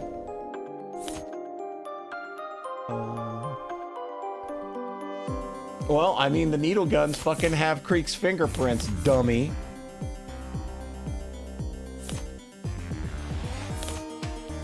Yeah. Ante that shit up. Yeah. I gotta say no. We don't need to speculate about whether they wore gloves or not. When the Creek's fingerprint, not when we have Creek's fingerprints on a weapon recovered from the crime scene. That is a pretty good point, actually. Guess these guys were sloppier than we thought. These blackguards are barefaced when they attacked us. Idiots, as if they wouldn't be repercussions for their actions. The least they could have done was disguise themselves. Strike that from the record, Your Honor. Along with any future comments that suggest Ikaria would want revenge against these victims. I was only speaking a plain truth. Creek was their leader, correct? If even Creek wasn't wearing gloves, it's hard to imagine that none of them got their prints onto Yoru. Unless the sword was indeed wiped down at some point afterward. Like right around the time the true culprit was looking for Sosuke to take the fall. It's a spicy theory. And just that, Your Honor, a theory. A far-fetched, unstable theory that lacks presuppositions upon each other. Like a flapjack chef substituting quantity for quality. I'll rephrase. This inconsistency is easily answered without jumping through the defense's absurdly arranged hoops. That's a little better. We already know that the Blue Bloods had successfully taken down Ikaria's head of security. And we already know that they went out of their way to take the defendant captive despite him not being their original target. Furthermore, as the defense has belabored, we know that they decided to take a useless piece of steel with them to the scene of the crime. Useless? If we ask why, the answer is obvious, because orcas are superstitious and immature. They wanted a trophy, and they wanted a trophy, and what is there to do with a trophy? Other than, oh, the cloth.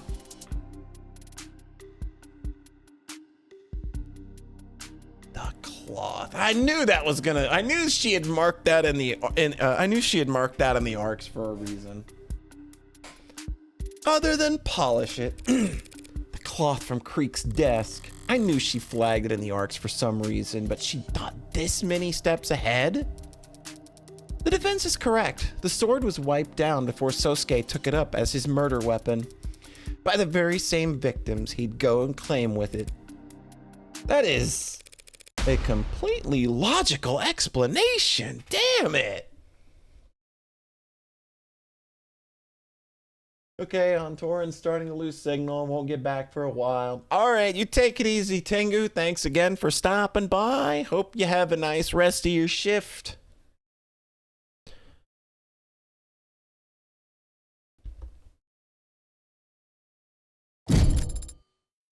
How do we respond to that, Adonai? We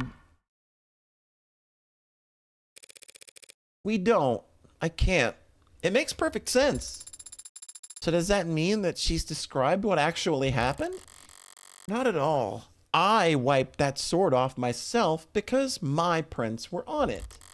Same as I wiped my prints off every other. Right. If I can't find fault with Emma's conclusion, I need to find fault with the logic that got her there.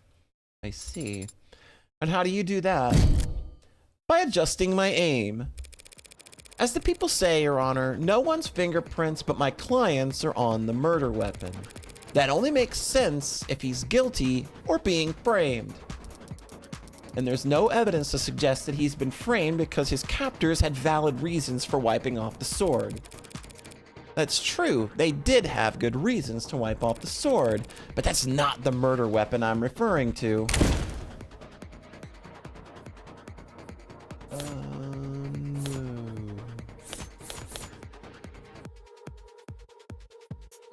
Oh, right! The Tanks' gun, the fucking shotgun, the Magus, right. Yeah, like this, yeah, KO'd Sosuke. This just kind of only partial prints found. This is the only one that makes sense. Up that ante, baby.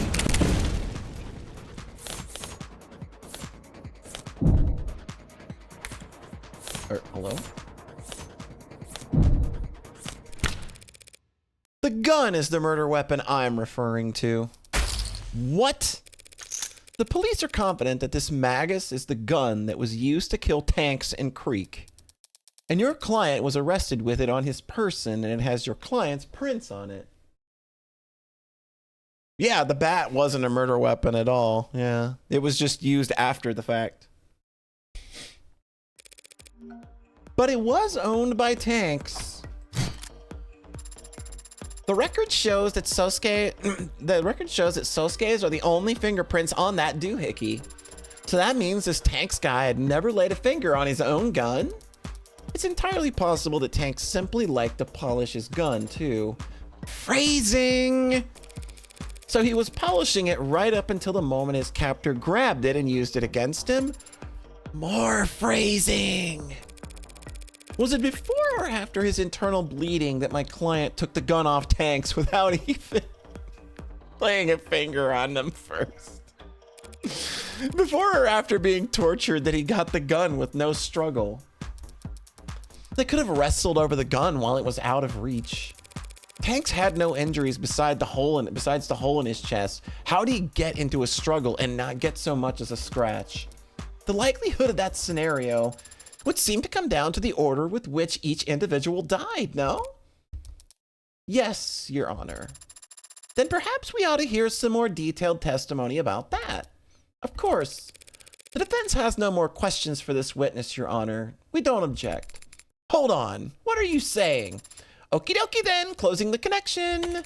I said wait. Is Sosuke... Makoto seemed to be in good spirits, wouldn't you say? Yeah, he was his usual irreproachable self. How can you find something about that to be depressed over? I'm ashamed that he testified at all. His appearance here runs the risk of sullying the house's visage with my mistakes. Well, he couldn't exactly slip the subpoena by claiming he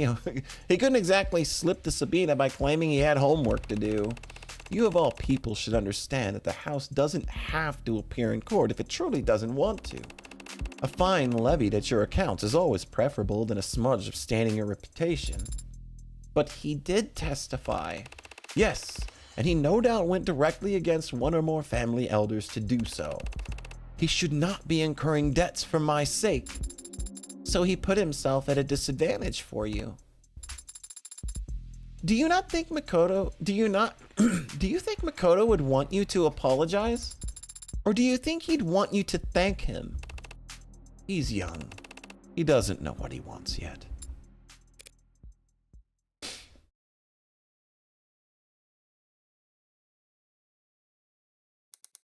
Oh, yo, it's the girl! Yo, it's Yumi Sato time. Let's go.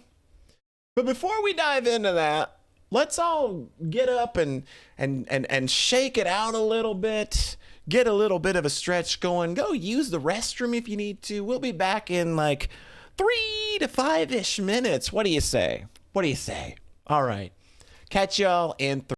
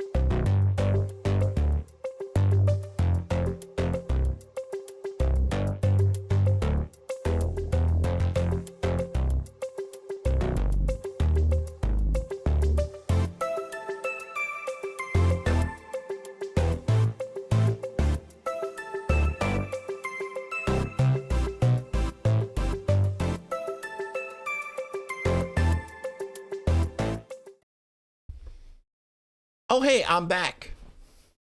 How y'all doing? Are we back? Are your bladders sufficiently no longer about to splatter?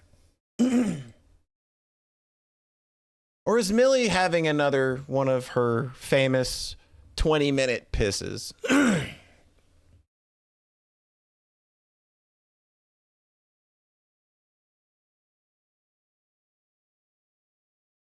Your wife? Your wife?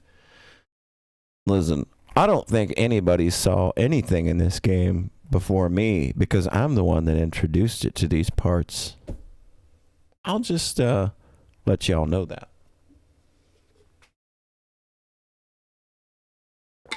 Nobody saw anything before me. just so you know. You are properly drained. Fantastic. All right. I imagine we're about to find out how a bunch of people got their blood drained. Or we're going to at least find something out about it. Yumi Sato, medical examiner.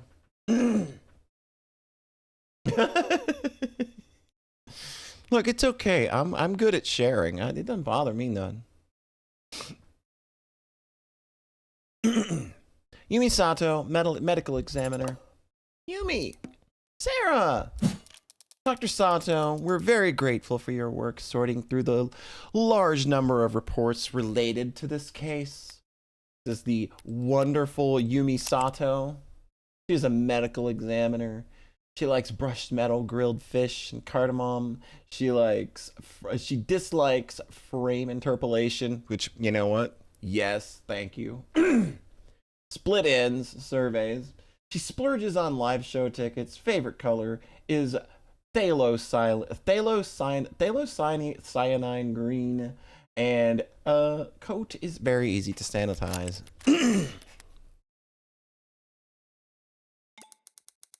Ooh, yeah, 5 bodies, all high priority. Had my head underwater for a good while there. We'd prefer not to tax you with repeating every grisly detail, but if you could, would you please walk the court through the time of death for each victim and the manner in which they were determined?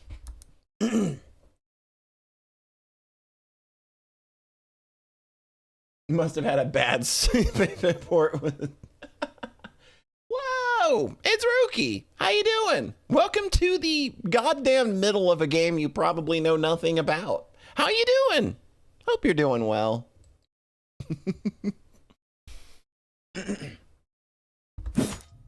From the top. Anchorton, aka Tanks, was a mishmash of street legal and chop shop mods along his forearms. None of them were particularly up to date, but they were all working, and it did monitor his heart rate. Tanks' heart stopped at 9:44 p.m.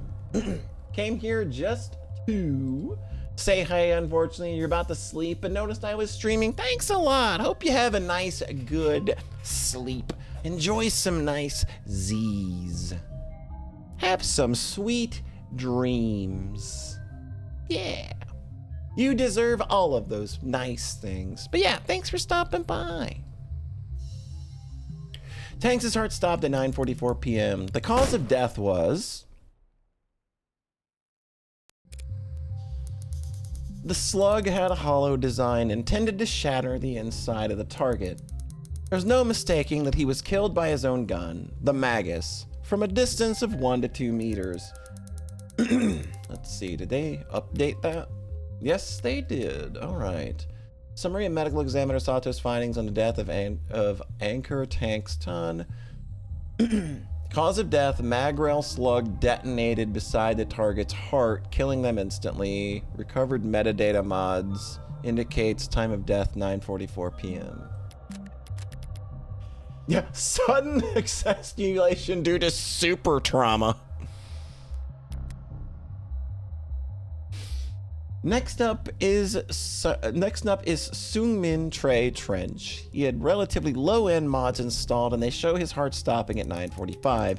He died from exsanguination. Wow, it's funny that you brought that word up, and then they literally said it in the next text box. How did you do that? Blood loss resulting in the laceration across his neck by a sharp metal blade. Wasn't the only injury his body sustained, though, was it? No, it was not. Posthumously, his skull was... Oof. Heavens, Miller smiles, received a puncture wound straight through the jugular vein. Examiner Santos findings in the death of Sungmin Trench. Severe blood loss following lacerations to the throat and neck. Recovered metadata optical mods indicates the time of death was 9:45. Subject's skull was smashed in with blunt force posthumously, destroying a majority of the systems in their optical mods. Traces of wood splinters found in the skull match a broken bat found nearby. One of the 4 dead gangsters was a Dan Killer 7 reference. I can believe it simply because I know this development team and I know their inspirations, so it is not shocking. Heavens, Miller smiles, received a puncture wound straight through his jugular vein. Then the blade was withdrawn, exacerbating blood loss. He was likely unconscious within seconds of falling to the ground. Miller had mods, but had evidently gone to great lengths to remove all monitoring tech from them, and he was not found with any electronics on his person. Using purely medical means, I narrowed his time of death down to a window of 10 minutes between 9:40 and 9:50. Yeah, like you can absolutely see it, like in the designs and everything. It's just, they're not shy about, you know, wearing their influences on their sleeves, but it's not also, haha, Family Guy reference. Even though I killed him third and he was the second to die, that brings us to Creek. Yes, like tanks, Lakers Creek Christoph was shot once with a hollow slug from a distance of 1 to 2 meters. However, the slug penetrated just beneath their solar plexus and failed to completely shatter when it impacted a low-end spinal brace mod. Single stab wound to the carotid artery, leading to massive blood loss. Loss of consciousness would have occurred momentarily after the blade's withdrawal. Subject was stabbed in the neck with a bladed instrument approximately two-thirds of a centimeter thick. Puncture wound is approximately 13 centimeters deep. Blood on the subject's hands suggests they attempted to staunch their bleeding and possibly even remove the weapon. No other injuries. Analysis of subject's mods indicates that prior to death, indicates self-defense mechanisms were activated shortly prior to death. Combined with the location of the stab wound, the subject most likely faced their attacker and attempted to fight back. However, the slug penetrated just beneath their solar plexus and failed to completely shatter when it impacted a low-end spinal brace mod.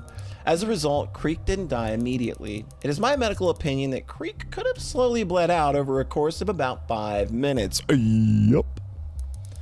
Their mod did not have biomonitoring capabilities, so like with Miller, I've done what I can to narrow the time of death down to 10 minutes between 9:40 and 50.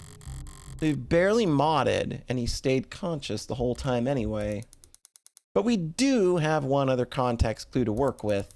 This datapad was found very close to Creek's body, and the technicians confirmed that it requires Creek's fingerprints for most functions. That means it's likely that anyone else would have been able to manipulate it. And we've found that the last action taken on it was an attempted dark card transaction that failed at 9:44 p.m. What could cause a dark card transaction to fail? Either they hit cancel or the card itself was jostled, interrupting the scan, as if the datapad was suddenly dropped. Speculation? How much qualification does one need to understand that card readers can be finicky, Your Honor? True enough. Chip, swipe, pin, tap. Just let me buy the damn balloon animal, you clown. So, taking the digital evidence into account, Creek must have shot almost at the exact same time as Tanks. Thank you. There was one more body you examined for this case, yes? Officer Tariq Chopin. I didn't need to determine his time of death, as a patrol officer had standard suite of police-issued biomonitors, so we know that Officer Chopin's heart stopped at 10:14:04 p.m., triggering an automatic 10-999 alert, officer down, lighting up the crime scene like a firecracker and ensuring every cop in the city would come running, royally pissed with safeties off. Chopin was impaled through his back by a long, thin blade. It severed his aorta, and as a result, he died instantly. To summarize then, we can conclude that Tanks' gun was taken from him before 9:44 p.m. He and Creek were then shot with it. Their attacker, out of ammunition, took up a sword and stabbed Miller in the throat before slicing into Trey's neck. This individual then proceeded to posthumously crush Trey's skull by striking it so hard that they shattered a baseball bat, as Creek bled to death on the other side of the room. Finally, when Officer Chopin entered the scene, they stabbed him in the back, before finally being apprehended by Officer Rogers. That's all correct as far as we understand it. So now Rockford's put together a timeline. It's probably helpful for the jury putting it all in chronological order. But have we actually learned anything new about the culprit's actions? We have. Emma brought her to the stand to establish the culprit's...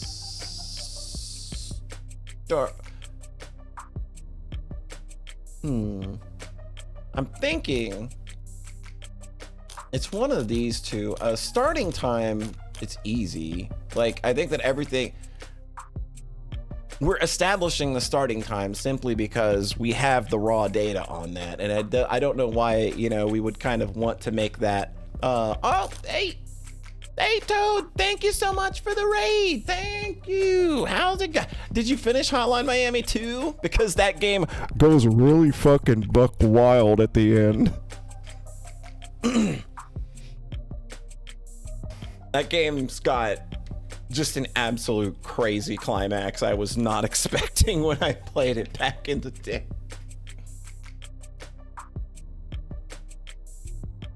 It's Toad time! But how's it going, everybody? We are playing Of the Devil Episode 2. We are smack dab in the middle of a story that I am going to guess that none of you have any idea about. How's the devil treating me? Pretty good so far. We're trying to work our way out of a big old mess we've created for ourselves.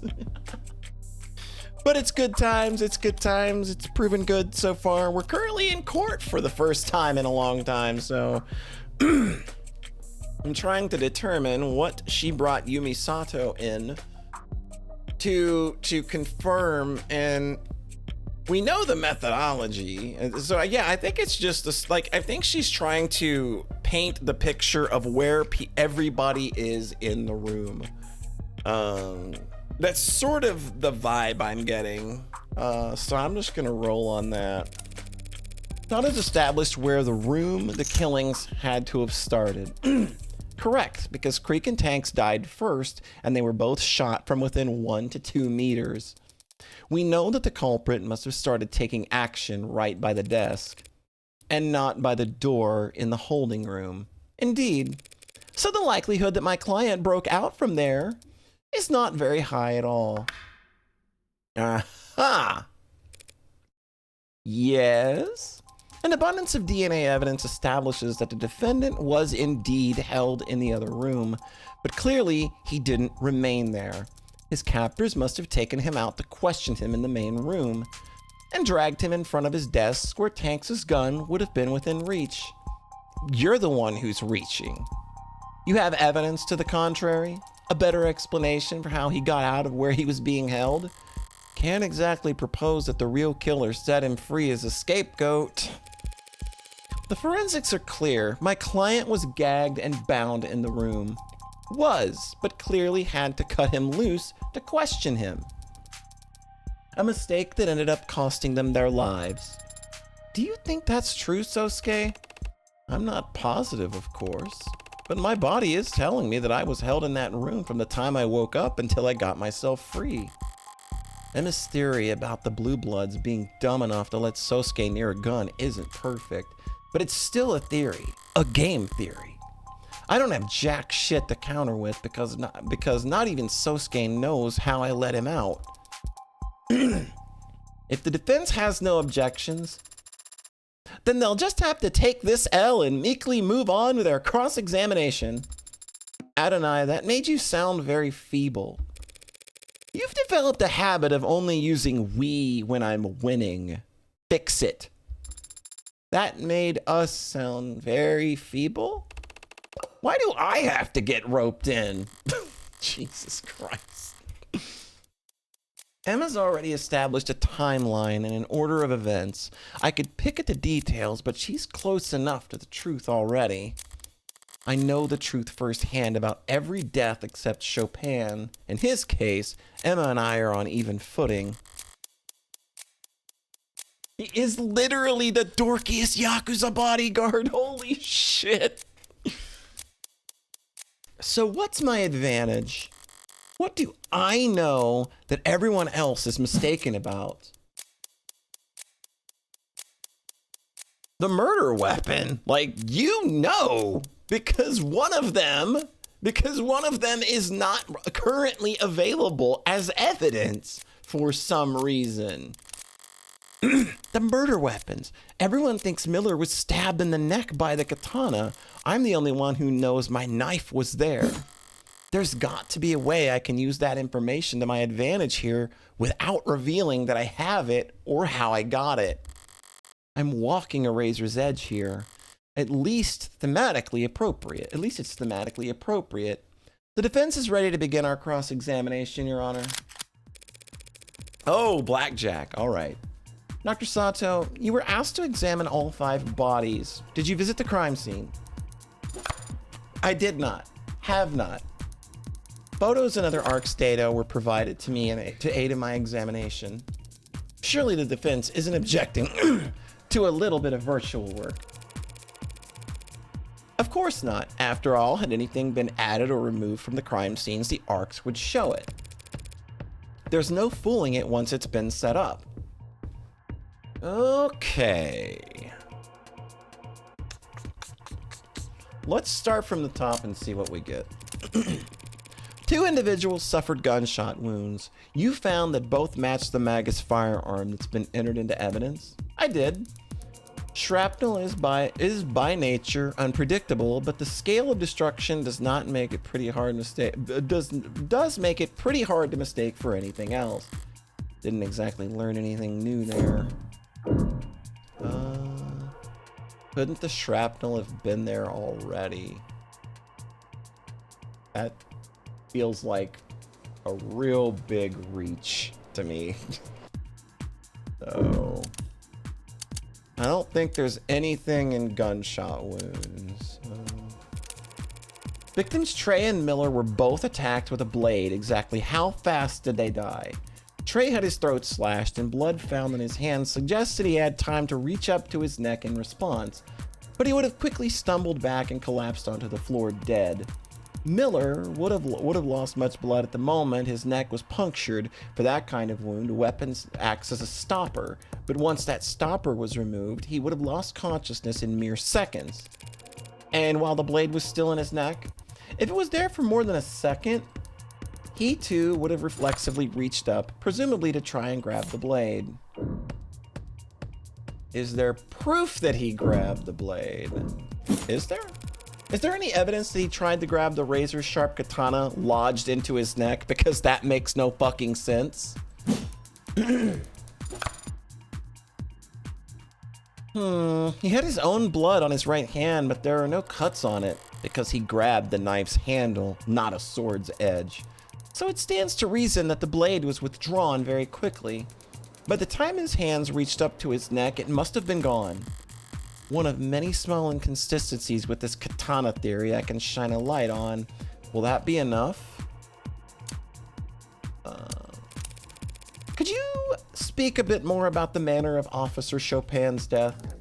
Well, to reiterate, his body was found with the katana stuck through his back. It had punctured his heart, killing him. There was a massive blood loss at the scene. at least in part because the wound in question was agitated, I suppose I'd say. What does agitated mean? What do you mean by agitated? Honestly, it's as though after impalement, the blade was moved around inside the wound, as if it had become stuck and someone was struggling to remove it. London mentioned that Sato found this wound odd, but to hear her specifically say the blade had become stuck, that's interesting. So the fucking blade, we know that he wasn't done in by the sword. He was done in by the knife that Morgan left at the scene. It's just somebody's kind of nicked it. And they jostled it, and the wound looks like it's been jostled either because they were trying to disguise it as a bigger wound or because it got stuck because it was, a much smaller blade. So I guess that's kind of where I'm at. Oh, this is what they meant when they said they were kind of updating how blackjack works, is that certain things can, like, you get the little plus mark here. This was not a thing that happened in episode 1, and it made blackjack feel a little kind of guessing gamey. So again, this makes you feel like you're on the right track. So stabbing Miller's neck so precisely and so fast, that would have got. Stating a conclusion, Your Honor. Comments withdrawn, quick as a blade. Have you ever seen a stab wound like the one that killed Miller, inflicted by a long blade and wielded in one hand by a man experiencing heavy blood loss? No, I can't say that I have. Now, whether that maneuver is impressive or improbable, well, I'm a doctor, not a fencer. And Sosuke doesn't own a rapier. Does the katana fit the puncture wound? Did you find that stab wound on Miller's neck fit the sword that police recovered? Approximately. That doesn't sound conclusive. The entry wound is slightly smaller, so I would expect for such a precise stab, the sword hand must be barely trembled, but it's within tolerable ranges. Furthermore, DNA on the tip of the sword is a match for Miller. Damn it, just because I happened to drag it across where his blood had dripped. And of course, there isn't any implement at the scene that fits the wound better. No, of course there isn't. Thank you, Dr. Sato. I think I can speak for us all when I say I found this very enlightening. Curse my flair for theatrics. Dr. Sato, you just testified that Officer Chopin was impaled from behind. Did this occur on the spot where his body was found? Yes, it did. The body shows no signs of being moved. I'm curious then. What was there for the sword to get stuck on? Huh? Well, if Chopin was at the center of the room standing upright, I mean, it wouldn't have gotten caught on the air, right? Bone, perhaps? Surely you examined the wound inside and out. Did you see the marks in his rib cage where the blade had caught? No, I didn't. Then it stands to reason that the blade didn't get caught on anything inside Mr. Chopin. It got caught on the floor. Pardon? You need to take a greater advantage of the arcs, Counselor Morgan. Learn to flip things on their head. Entire rooms, if need be. If you had, you'd see that there's a clear indentation on the floor that lines up perfectly with Mr. Chopin's wound. How did you think the tip of the sword got chipped? You're saying the sword got stuck in the floor. That's what the facts are saying. Do you disagree?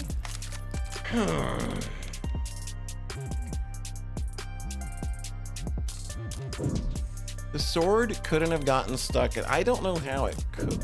The sword could have gotten stuck in the floor.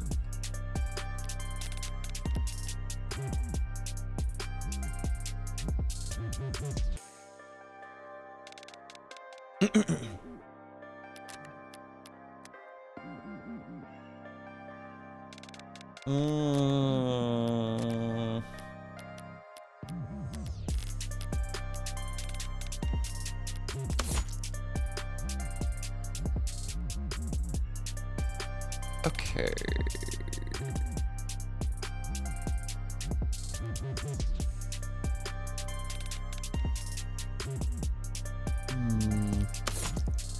I don't know.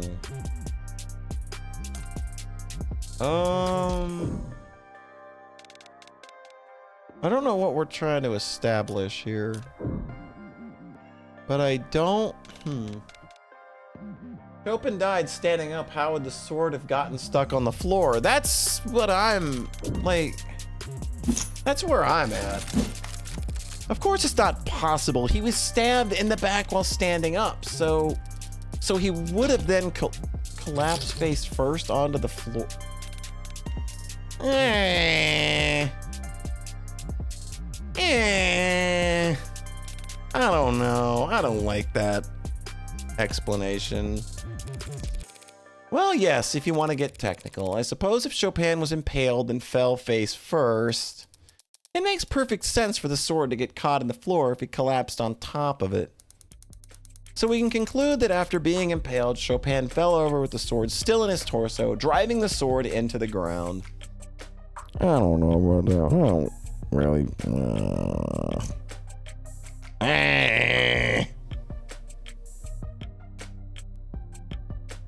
Yeah, I don't really like that explanation at all. I don't feel I was wrong there. So we can conclude that after being impaled, Chopin fell over and the sword still on his torso, blah, blah, blah. Then his attacker aggravated the wound by trying to retrieve the sword from his corpse. Does that sound right? What? Are you asking me? Sort of, asking the room, I guess? Well, I believe I can answer. What you're describing makes sense, Dr. Sato, but only up until we consider, again, the fingerprints on the sword handle. If my client really did impale Tariq Chopin to get his sword stuck in doing so, why would he try to retrieve it with only one hand? Because he had to retrieve it with one hand. You yourself already elucidated that the defendant's left hand was broken when he destroyed the elevator panel in Crane Tower. His left hand was too damaged for him to even grip a sword? That doesn't square with this piece of evidence.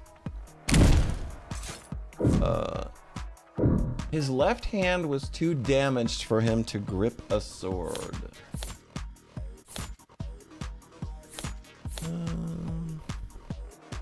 Now, what are we looking at here?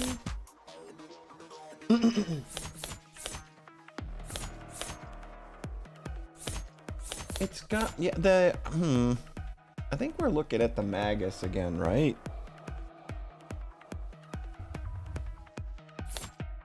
Revolve!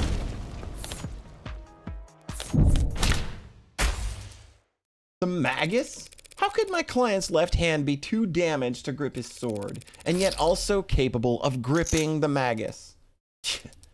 The oddity is hardly impossible to explain. We've already determined that the Magus was fired twice before the sword was used at all. Firing such a weapon with a broken hand surely rendered its left useless. Ugh, it is difficult to wield a sword with a damaged hand, isn't it, Sosuke? Historically, even the loss of a pinky on your non-dominant hand was considered enough to render you relatively defenseless. Is that why Yakuza would offer to cut off fingers as recompense for offenses? That's right, Sarah. In fact, cut the chatter and save the history lesson. If you hover over Emma's face, you get the big question. Yeah, I know. I know. I like that they added that. He had to pull the sword loose with one hand because his left was useless? Looking at all the forensics pulled from the katana, that's... Your Honor, the people claim that my client had to use one hand to retrieve this sword because his other hand was disabled. But does that evidence actually support that? What do you mean? Forensics performed on the katana found my client's right hand fingerprints on the handle. But what grip are the prints a match for? Let me just give it a quick think here as I meticulously analyze the position of each finger. A normal grip. The grip is normal. Do you mean to say that the thumb is facing towards the blade, Your Honor? Well, yeah, but isn't it easier to just say he held it like normal? If my client only held the sword with his right hand normally, Your Honor, that would mean he held the handle like that would mean he held the handle like that even as he tried to jostle the blade free from the floor it was impaled in, which is far from impossible. But if, Your Honor, the court has questions about exactly how the defendant was positioned when he was found standing above Officer Chopin's corpse, I believe the people's next witness will be able to answer all of them. That can only mean it's finally all right, bring him in. We know this one was coming, so we fucking go. Chopin's partner. Very well. Then let us summon the what? Let us summon to the stand null name not found. What? What? Is that a family or given name? What? Yeah, I got one big ol' error right here, and it's a classic. Witness not found. Literally. Uh-oh. That can only mean good things, right? He ain't here. What?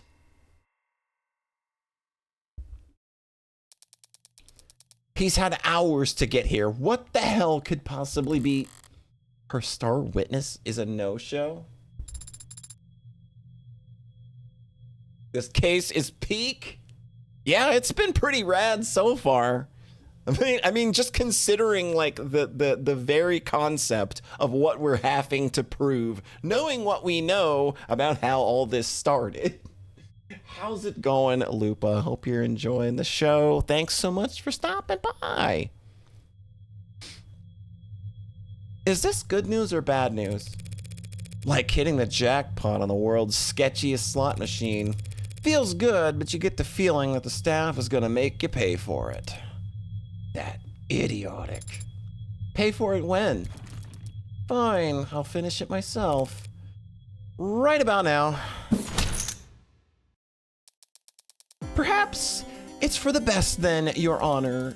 We can save the court the trouble by wrapping up things here and now.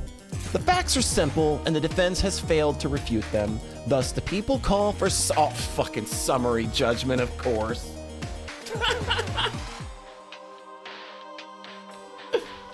Oh, here we go.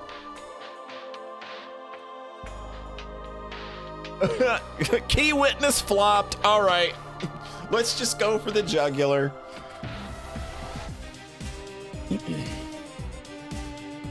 Hello? Game. Already? The defendant is the only one with his prints on the gun. He is the only one with his prints on the katana. His own employer testified to court that he was attacked and captured by 4 of the 5 victims.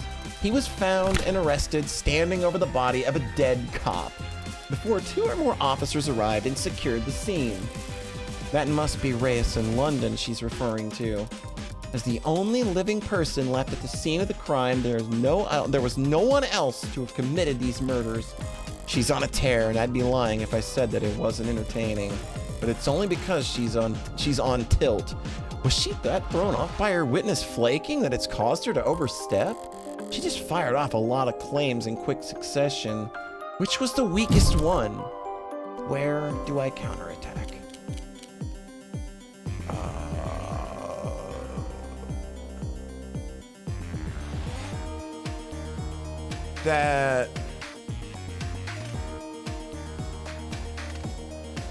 Well, we know for a fact that we were there, and we know for a fact that there's room for this to have been done by more than one person.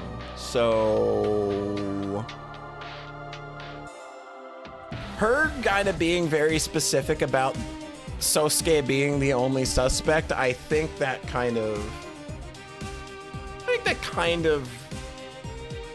that's where I'm leaning.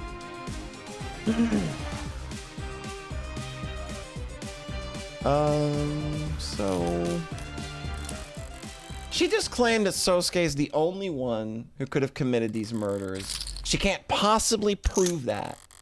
She can't prove that there wasn't anyone else there that night because I actually was. And unlike her, I can prove the possibility of another party being present without having to reveal, oh, the dark card! The people are mistaken, Your Honor. My client wasn't the only person there that night. And there's evidence to show it. Show me the dark card. It's here, isn't it? It's gotta be. Bam. No, wait, hold on. Don't forget to up your ante, bitch.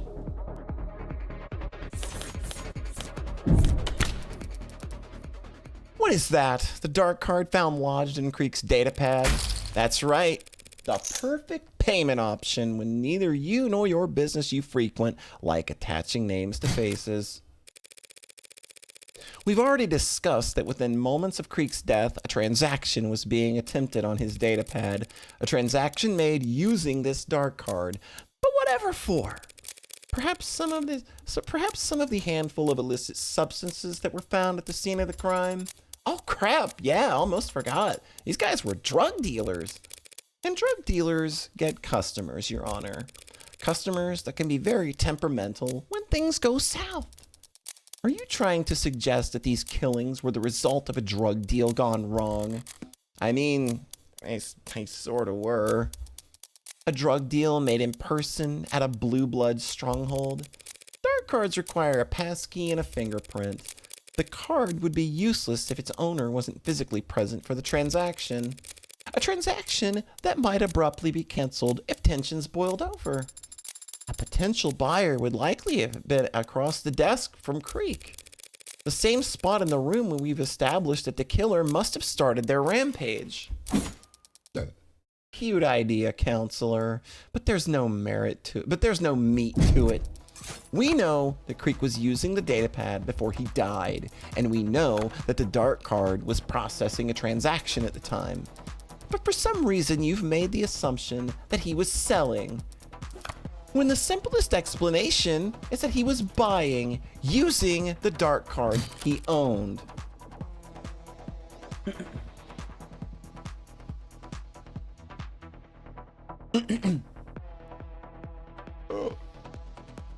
The dark card that belonged to Creek?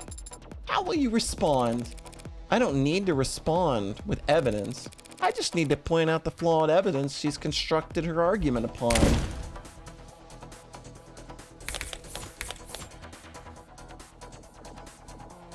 Yeah, it's the dark card again, I'm pretty sure. I don't know why the datapad would be...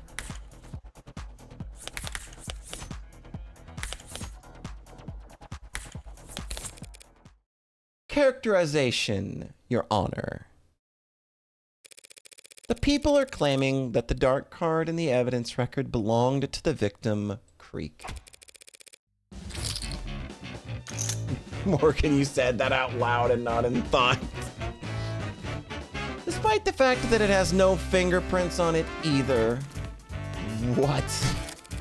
If that dark card had belonged to Creek, he would have had to insert it into the datapad with his teeth. Yuck! So who did the dark card belong to? Perhaps a customer who didn't like his prices. A disgruntled customer could have wiped the prints off the card to hide the fact that they were ever there. That's absurd. If a customer brought the dark card with them to the crime scene, why the hell would I skip dialogue? Why the hell would they take it with them why the hell wouldn't they take it with them when they left? It was stuck in the datapad. They could have pulled it a little harder. They could have taken the datapad with them. Who would leave behind something that valuable? The card is worthless to everyone but the owner, to whom it could be priceless. Why would they choose to leave it behind? The answer to that is simple. If I'm honest, we're discussing the possibility of a deal gone south. What would cause that in the first place? Aggressive negotiating tactics? Or a customer who couldn't pay? This customer could afford a dark card, and yet they couldn't pay. Hold on, you're trying to say all these deaths, all this carnage, you think it's all because their card got declined? Hard to live down that kind of faux pas. Murdering 4 or 5 people in order to skip paying your bill is pretty aggressive, but if you need your fix. Was there any indication that the contraband was taken from the scene of the crime? Your Honor, that is difficult to say. Without knowing their full inventory before the crime occurred, we cannot rule out the possibility. That was a little lackluster of a pushback. Is she really that thrown off by this witness playing hooky? Well, I hate to do this because I love spending time with you all and having a physical body and being ensouled. But it does seem like I have to declare a recess while we wait. Perfectly reasonable, Your Honor. That's the most romantic thing I've ever heard. What? Court is now in recess.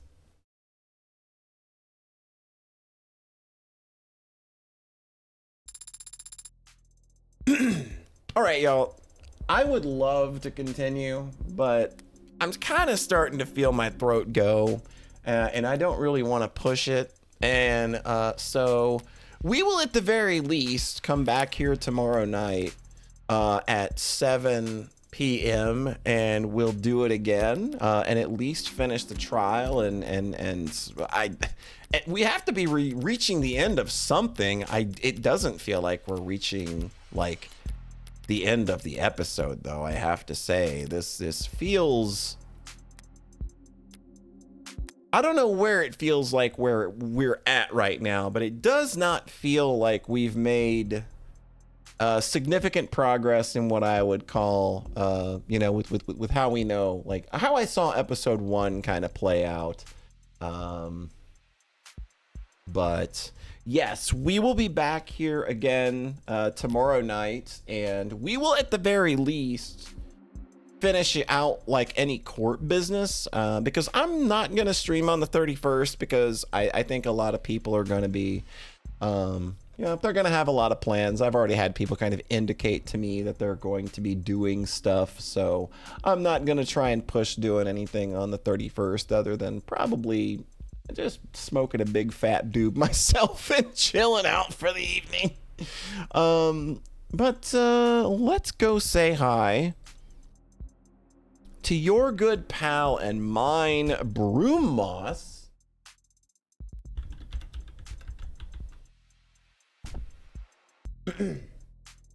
All right.